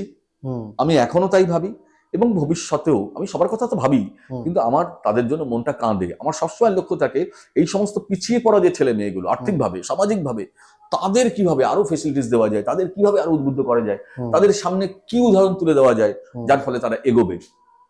ফলে আমার ধারণা কি জানো তো, তবে হ্যাঁ দেখো, কোনো নৈরাজ্য চিরকাল থাকে বলে আমি বিশ্বাস করি না, ইতিহাস তাই বলে। একদম, ইতিহাস বলে সময়ের চাকা সবসময় ঘোরে। ফলে আজ যেটা মনে হচ্ছে না, একদিন সেটা হবে, যত দ্রুত হবে তত ভালো। আমরা দেখে যেতে পারবো কিনা জানি না। আজকালকার এই প্রজন্ম যারা পড়াশোনা করছে একটা বিশেষ আশা নিয়ে, হ্যাঁ, অর্থাৎ সংসারকে দাঁড় করাবে, বাবা মার মুখে একটু হাসি ফোটাবে, তারা সেই সুযোগ পাবে কিনা আমি জানি না। তো খুব দ্রুত এই সিস্টেমটা অবশ্যই, এই অরাজকতা, এই অনিশ্চয়তা, এটা শেষ হওয়া দরকার, চেঞ্জেস করা দরকার, এই নিশি অবসান হওয়া দরকার। এটা আমাদের স্বার্থে, সামগ্রিক স্বার্থে, আমাদের রাজ্যের স্বার্থে, সবার স্বার্থে। তবেই কিন্তু আমরা সার্বিক শান্তিতে রাজ্যে বসবাস করতে পারবো বলে আমার মনে হয়। আমি যতটুকু ইনফরমেশন জানি আপনাকে নিয়ে, যতটুকু ডেটা আমার কাছে আছে, আপনি একাধারে যেরকম একজন ভালো টিচার, একাধারে যেরকম একজন ভালো মানুষ, একাধারে একটা সমাজের একটা মেরুদণ্ড বলতে পারি তো সেখানে আপনি আবার একাধারে কালচারাল পার্সনও। তো মানে টিচার হিসেবে বা স্টুডেন্ট হিসেবে বা অ্যাজ ইফ এই কালচার যেটাকে আপনি ধরে রেখেছেন নিজের মধ্যে, সেটা কিভাবে ধরে রাখতে পারলেন? টিচার হিসেবে বা মানুষ হিসেবে আমি কতটা ভালো বা মন্দ সেই বিষয়ে বিচার করার জায়গায় আমি নেই। সেটা আমার ছাত্রছাত্রীরা বলবে, হুম সমাজের যে সমস্ত মানুষ আমাকে চেনেন হুম তারা বিচার করবেন। হুম আর আমি যেটা বিশ্বাস করি যে কোনো মানুষ সম্পূর্ণরূপে হুম ভালো হন না, অর্থাৎ ভালো হন না এই সেন্সে বললাম, প্রত্যেকটা মানুষের মধ্যে কিছু দোষ ত্রুটি থাকে, গুণও থাকে। হুম আমি ব্যক্তিগতভাবে আমি মানুষের গুণগুলোকেই আগে দেখি, দোষ ত্রুটিকে দেখি না। একটা মানুষের ওভারঅল বিচার কিন্তু হয় তার গুণের উপর বিচার করে। হুম আমি কতটা ভালো পড়াই বা পড়াইতে পারি কি পারি না, বা মানুষ হিসেবে আমি কতটা গ্রহণযোগ্য সমাজের কাছে বা মানুষের কাছে, সে বিচার মানুষ করবে, সময় করবে। তুমি যে দিকটা বলছিলে কালচারাল অ্যাসপেক্টের কথা, দেখো আমি খেলাধুলো করতাম, তোমাকে আগেই বলেছি, প্রচন্ড করেছি। একটা সময় না আমি খুব বেশি করে অভিনয়ের সঙ্গে জড়িয়ে যাই। 90 দশকের কথা বলি, তো ওই সময়টায় আমি কলকাতায় অভিনয় শিখতে যেতাম হুম এবং সেই সূত্রেই সিরিয়ালে আমার চান্স হয়। হুম ভাঙা আয়না বলে একটা প্রথম সিরিয়াল আমি করি। হুম। তো খুব ভুল না হলে সমীর বাবু বলে একজন ছিলেন, তার ডিরেক্টর, হুম। অভিনয় করি। আস্তে আস্তে বিভিন্ন সিরিয়ালে হুম সুযোগ আসতে আরম্ভ করে। তখন তো যখন DD1 আর DD2 ছাড়া কোনো চ্যানেল ছিল না, কোনো প্রাইভেট চ্যানেল ছিল না, হুম ফলে ওই ধরো DD1 যেটা, হুম। ডিডি মেট্রো যেটা, হুম। সেখানে কিছু সুযোগ এসেছিল, হুম অভিনয় করতাম। হুম তো খুব ভালো লাগতো, নাটক করতাম, মঞ্চ হুম। করতাম। তো বাবা একটা কথা বললেন, যে লিটারালি এই কথা বললেন, দ্বিতীয় লম্বা করে দেবো, আগে চাকরি চাই, তারপরে অভিনয় করো। আচ্ছা। ব্যাস একদিনে একটু অভিনয় সব পার্ট চুকিয়ে ফেললাম, দিয়ে চাকরি বাকরি করতে আরম্ভ করলাম। ফলে আমার কালচারাল বিষয় আশয়গুলো কিন্তু আমার ছাত্র অবস্থা থেকেই। আচ্ছা। আমি যখন ধরো ওই স্কুলে পড়তাম রামকৃষ্ণ মিশনে, হুম সেখানেও আমি নানা রকমের ডিবেট বলো, এলোকোয়েন্সি অর্থাৎ তাৎক্ষণিক বক্তৃতা, আবৃত্তি, হুম এগুলো করতাম হাতে খড়ি। সেখান থেকে আস্তে আস্তে সাহস সঞ্চয়, বিশ্ববিদ্যালয়ে প্রচুরবার আমি বিভিন্ন বিষয়ে পুরস্কার পেয়েছি। হুম পরবর্তীকালে আমি নাচের সঙ্গে যুক্ত ছিলাম। রবিশঙ্করের মিউজিকের সঙ্গে কল্যাণী ইউনিভার্সিটিতে নোবেল লরিয়েটসরা এসেছিলেন 1989 সালে। এখানে রবীন্দ্র ভবন বলে, NVF বলে একটা জায়গা আছে, সেখানে একটা মুক্ত মঞ্চ আছে, হুম। সেখানে তাদের সম্মানে আমরা অনেক নাচ করেছিলাম। আচ্ছা। সেগুলো আমি করি, আজও করি, সময় পেলে লেখালেখি করি। হ্যাঁ, বিভিন্ন জায়গায় বিভিন্ন অনুষ্ঠানে অ্যাঙ্কারিং সুযোগ পেলে করি, দূরদর্শনে কিছু অনুষ্ঠান করি, লাইভ প্রোগ্রাম করি, কিছু রেকর্ডেড প্রোগ্রামও থাকে। বিভিন্ন সাংস্কৃতিক অনুষ্ঠানে সুযোগ সুবিধা পেলে এবং আমন্ত্রণ পেলে অ্যাঙ্কারিংটা যেমন করি, নিজের আবৃত্তিও পরিবেশন করি। হুম এবং আজকেই তোমাকে একটা কথা জানিয়ে রাখি, এই আমাদের যেখানে পুজো হচ্ছে আমার বাড়ির সামনের মাঠে, হুম হুম। একাদশীর দিন যে অনুষ্ঠান হবে, সেখানে অনেক শিল্পী আসবেন। হ্যাঁ। সারেগামাপা বিখ্যাত সোনালী ব্যানার্জি আসবেন, গণেশ দাস আসবেন, যিনি ছেলে এবং মেয়ে উভয় কণ্ঠে গান করেন, আচ্ছা আচ্ছা। পূজারিণী দাস আসবেন। আচ্ছা। সমগ্র অনুষ্ঠান পরিচালনায় আমি থাকবো। তো আচ্ছা। সবার শুভেচ্ছা আমি কামনা করি। সবাই নিশ্চয়ই সবাই আমাকে আশীর্বাদ করবেন, নিশ্চয়ই। এবং আপনাদের ভালোবাসা যদি আমার সঙ্গে থাকে, আমি নিশ্চিত যে আমি আমার পার্সোনাল জীবনের সাথে, আমার শিক্ষক জীবনের সাথে, হুম আমি আমার এই কালচারাল যে দিকগুলো, সাংস্কৃতিক যে দিকগুলোকে আমি সারাটা জীবন চালিয়ে যেতে পারবো, এটা আমার মনে হয়। স্যার, আপনি যেটা বললেন যে আহ, কবিতা, তো আপনারই পছন্দের, মানে এটা হয়তো কথান্বেষীর তরফ থেকে হয়তো একটা ডিমান্ড বলতে পারেন, যে এখন অবধি আমাদের পডকাস্ট সেগমেন্টে কোনো কারোর কাছ থেকে আমরা কোনো কবিতা বা কোনো এই ধরনের কিছু শুনিনি। তো আপনার পছন্দের, আপনারই যদি লেখা কোনো কবিতা থাকে, সেখান থেকে আপনার পছন্দের দু চারটে লাইন যদি একটু বলেন, যদি একটু আমরা সেটা শুনি। আমার লেখা কবিতা যদি তোমরা শুনতে চাও, হুম বেশিরভাগটাই আমার ডায়েরিতে লেখা আছে। সত্যি কথা বলতে কি, প্রায় সবটাই আমি মনে করতে পারি না। হুম বরঞ্চ আমি তো বিজ্ঞানের ছাত্র।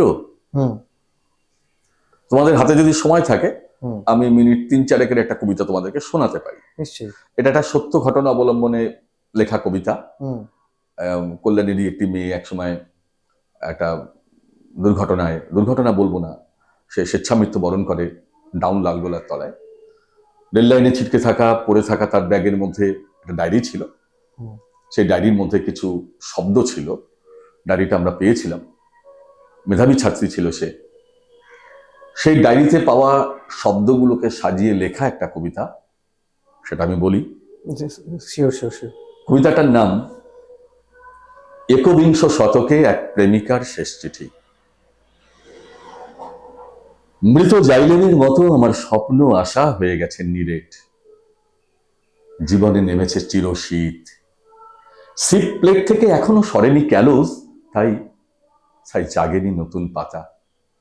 আমি তো উদ্ভিদ, আমার চলন আছে গমন নেই, তাই লজ্জাবতীর সিসমোন্যাস্টির মতো নিজেকে গুটিয়ে নিচ্ছি সবার কাছ থেকে। সবার প্রত্যাখ্যানের কার্বন ডাই অক্সাইডের ঝলকে আমার আশার চুঞ্জল হয়েছে ঘোলা। জীবনের ক্রস সেকশনে কোথাও পাইনি খুঁজে ভালোবাসার গ্রে ম্যাটার। বিশ্বাস করো, বিশ্বাস করো, আমার হৃদয়ের ক্রোমোজোমে মিশে রয়েছে তুমি। মিওসিসও আলাদা করতে পারেনি তোমাকে আমাকে। কিন্তু হায়, তোমার আমার মাঝে জুটে গেল ক্যাটালিস্ট। আমার পূর্বরাগ বিরহের টাইট্রেশনে হয়ে গেল বর্ণহীন। জীবনটা 2 আর শুধুই শুধুই এক বৃত্তাকার বেদনা বলয়। তাই তাই ইচ্ছে করে নাই ক্রোমোয়াথের মতো জ্বলে উঠতে, কিন্তু কিন্তু কিন্তু বিদ্যুৎ কোথায়? হায় মোর আয়নিত বিচারিত উদ্বায়ী প্রেম, ক্যাথোড অ্যানোদে বুদবুদ, টেস্ট টিউব ভেঙে চুরমার। অবশেষে অবশেষে তোমাকে না পাওয়ার বেদনাকে ভান্ডার মূলের মতো জমা করে আজ হিলিয়াম গ্যাসের মতো পৃথিবী ছাড়ছি। অনেক মানে কষ্টের মধ্যে দিয়ে লেখা, বোঝাই যাচ্ছে অনেক সাবজেক্টিভ ম্যাটার আছে। প্রসঙ্গে একটু বলি আমি, যার কথা বললাম সে আমাদের এক দিদি, বছর 3-এর বড়। সে চাকদা কলেজের ছাত্রী ছিল যখন সে এই ঘটনাটা ঘটায়, এই দুর্ভাগ্যজনক ঘটনাটা ঘটে। তো তারই উপর আধারিত লেখা একটা কবিতা তোমাকে শোনালাম। আপনি as a teacher, as social একটা ইম্পর্টেন্স পার্সন, মানে আপনার তো একটা ভ্যালু ক্রিয়েট করে সমাজ, যেহেতু আমি অ্যাজ এ টিচার, প্রচুর টিচাররা আছেন যারা সঠিক ভ্যালুটাকে না রাখার জন্য, সঠিক ভ্যালুটা না ক্রিয়েট করার জন্য কোনো একটা জায়গা থেকে হয়তো কিছু সাবজেক্টিভ নেগেটিভিটি তাদের মধ্যে চলে এসছে, কিছু সাবজেক্টিভ প্যারামিটারের জন্য স্টুডেন্টদের মধ্যে বেশ কিছু নেগেটিভিটি চলে এসছে। তো সেখানে কি অ্যাজ এ টিচার তার হোল্ড বা তার স্টিয়ারিং মুভমেন্টটাই মেন ফ্যাক্টর? অবশ্যই, কারণ ধরো একজন ছাত্র যখন আমাকে দেখবে, সেটা আমি ক্লাসেই থাকি বা ক্লাসের বাইরেই থাকি, তো সে আমাকে ফলো করবে, সেটাই খুব স্বাভাবিক। আসলে জানো তো, এই বৃত্তিতে থাকতে গেলে না অনেক কিছু স্যাক্রিফাইস করতে হয়, অনেক স্বার্থত্যাগ দরকার আছে। যেমন আমি তো, আমার এখানে অনেক ব্যক্তিগত জীবন নেই বললেই চলে। তো আর যেটা হচ্ছে, দেখো, শিক্ষকতা যখন আমরা করি ক্লাসরুমে, একটা ছাত্রকে 40 মিনিট ধরে এই মুখটা সহ্য করতে হয় প্রতিদিন। একই লোককে প্রতিদিন 40 মিনিট ধরে সহ্য করা খুব চাপের ব্যাপার। ফলে আমি যদি ছাত্রদেরকে ভালো না বাসতে পারি এবং পড়ার সঙ্গে যদি একটু মজাকে ব্লেন্ড না করে দিতে পারি, যার সঙ্গে বাস্তবের যোগাযোগ থাকবে, বিষয় বহির্ভূত নয়, অথচ মজার ছলে বিভিন্ন ঘটনাকে নিয়ে এসে যদি আমি তাদেরকে মোটিভেট করতে পারি, তো সেটা ছাত্রদের কাছে বেশি গ্রহণযোগ্য হয় বলে আমার মনে হয়। আমি চেষ্টাও করি সেইভাবে ছাত্রদেরকে এগিয়ে দিতে। আর কতটা কি পারি আমি জানি না, তবে ছাত্রদের কাছে যদি আকর্ষণীয় হয় তাহলে বুঝবো আমার এই প্রচেষ্টা সার্থক। তো সমস্ত আমরা যারা এই প্রফেশনে আছি প্রত্যেকেরই উচিত যে টিচিংটা যেন মোনোটোনাস না হয়, আচ্ছা, লাইভলি হবে। আচ্ছা, একটা ছাত্র শুধুমাত্র ওই পড়াটা শোনার জন্য, বলবো না, ক্লাসটা থাকার জন্য আসবে, অমুক স্যার কি অমুক ম্যাডামের ক্লাস আছে আজকে যাবোই স্কুলে, এরকম ভাবে উন্মুখ হয়ে থাকবে। টান, এবং সেই টানটা তখনই সম্ভব দুটো জিনিস একসঙ্গে থাকলে, ছাত্রদের প্রতি শিক্ষক বা শিক্ষিকার টান, ভালোবাসাটা থাকতে হবে, স্নেহ থাকতে হবে, শাসন থাকতে হবে, প্রশ্রয় থাকতে হবে, শাসনও থাকতে হবে, সেই সঙ্গে মজাটা থাকতে হবে। আচ্ছা, আর ছাত্ররা কিন্তু বোঝে কে ভালোবাসে আর কে বাসে না, কে শুধু শাসন করে আর কে ভালোবাসে আর কে শাসন করে। ছাত্রদের মতো ভালো অভিভাবক কেউ নেই। এরা সবচেয়ে ভালো, এরা বোঝে। স্যার, ছাত্রদের জন্য একটা মানে অ্যাজ এ টিচার আপনার মানে ছাত্রদের জন্য যদি কোনো টিপস চাই বা যদি ধরুন স্টাডি টিপস চাই, আপনি কি দেবেন? ছাত্রদের এই কথাই বলবো, ধরো যে দেখো, আমরা গীতাতে পড়েছি যে কর্ম করো কিন্তু কর্মফলের কোনো চিন্তা করো না। হুম, দেখো, student life is the most precious life. হুম, আমি বলবো এই সময় নিজেকে তৈরি করো। দেখো, আমি যদি আমার অস্ত্রাগারে সমস্ত রকম অস্ত্র মজুত রাখতে পারি, কে জানে হয়তো একদিন যুদ্ধে ওই অস্ত্রাগারের একটা তীর কাজে লাগবে। কিন্তু আমার পিঠে যদি তুনীরের মধ্যে তীর না থাকে, হুম, আমার কাছে যদি সেই অস্ত্রের অভাব থাকে, প্রয়োজন যখন পড়বে হুম, তখন যদি আমি সেই অস্ত্রটা না সানাতে পারি, ঠিক। তাহলে এটা কমই থেকে যাবে। আমি ছাত্রকে বলবো, দেখো ভবিষ্যতে কি হবে না হবে সেটা পরের কথা, নিজের লক্ষ্য স্থির করো। কারণ আমি মনে করি কোনো জাহাজ লক্ষ্যহীনভাবে যদি সাগরে ভেসে যায় সে লক্ষ্যে পৌঁছায় না। হুম, একটা শিপ উইদাউট রাডার হওয়ার কোনো মানে নেই। হুম, একটা নির্দিষ্ট লক্ষ্য রাখো। স্টুডেন্ট লাইফ নিজেকে গড়ে নেওয়ার লাইফ। তুমি এই জীবনে যদি পরিশ্রম করো, ভবিষ্যৎ জীবনে সুখে থাকবে। আর এই জীবনে যদি আনন্দ ফুর্তি করে নাও, গড্ডালিকা প্রবাহে যদি গা ভাসিয়ে দাও, তাহলে ভবিষ্যৎ জীবনটা কিন্তু মোটেই সুখকর হবে না, আমার বিশ্বাস। সুতরাং আমি বলবো, স্টুডেন্ট লাইফে যেটা সবার আগে করা দরকার, পড়াশুনো। অত্যন্ত মন দিয়ে পড়াশোনা করো। দেখো, তোমরা তো বাবা মার কাছ থেকে আদর আবদার করে যা পাচ্ছ সবই পাচ্ছ। হুম, তোমাদের একটাই ফিরিয়ে দেওয়ার, বাবা মাকে, সমাজকে, আমাদেরকেও, যে পড়াশোনা করা। হ্যাঁ, নম্বর পেতে হবে। নম্বর জীবনের সব নয়। যারা খুব টেনশনে থাকো, এই আমি কেন ফার্স্ট হলাম না, আমি কেন সেকেন্ড হলাম না, আমার কেন অঙ্কে 99 হলো, 100 হলো না, আমি তাদেরকে বলি, দেখো, ওই 90, 99, 98, 100 দিয়ে জীবন মাপা যায় না। নম্বর দিয়ে কখনো জীবন মাপা যায় না। নম্বর জীবনে অনেকটাই, কিন্তু নম্বর জীবনের সব নয়। দেহ মন সব এক জায়গায় এনে শুধু পরিশ্রম, পরিশ্রম আর পরিশ্রম। পরিশ্রমের কোনো বিকল্প নেই। নিজেকে সুশিক্ষিত করো। আর জানো, বিদ্যা বিনয়ং দদাতি, আর বিদ্যান সর্বত্র পূজ্যতে। অর্থাৎ যে বিদ্যান মানুষ, তার কিন্তু পেটের ভাত কখনো অভাব হয় না। হুম, সে সবার কাছ থেকে সম্মান পায়। কি হবে ভবিষ্যতে, কি জবে যাব, কি চাকরি পাবো, সেটা পরের ব্যাপার, ভবিষ্যৎ ঠিক করবে। স্কুল লাইফে যখন আছি, আমিও একটা স্কুলে পড়াই, বিদ্যালয়ের সঙ্গে যুক্ত। আমি আমার ছাত্রদেরকে বলবো, পাশাপাশি অন্যান্য বিদ্যালয়ের ছাত্রছাত্রীদেরও একই কথা বলবো, যে তোমরা সত্যি খুব মনোযোগ দিয়ে পড়ো।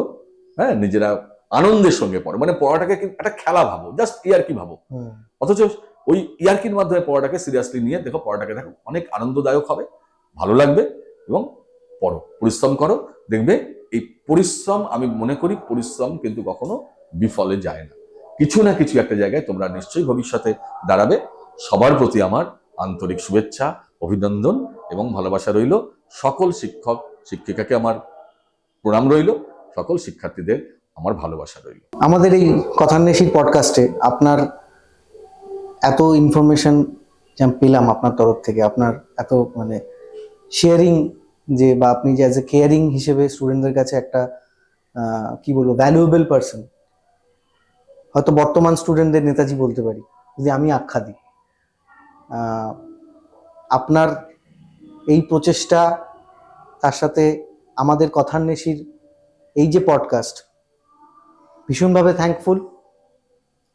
আমরা চাইবো আপনি যেভাবে আমাদেরকে, বাচ্চাদেরকে সার্ভ করেছেন বা শিখিয়েছেন, মানে গড়ে পিটে তুলেছেন, হতে পারেন এক ধরনের বিশ্বকর্মা। তো চাইবো স্যার এটা আপনি আরো সুষ্ঠুভাবে করুন, সুস্থ থাকুন, স্বাভাবিকভাবে থাকুন। আর আপনাকে তো ভীষণ ভালোবাসি, আরো যেন ভালোবাসাটা আপনার তরফ থেকে আমরা সারা জীবন পেতে থাকি।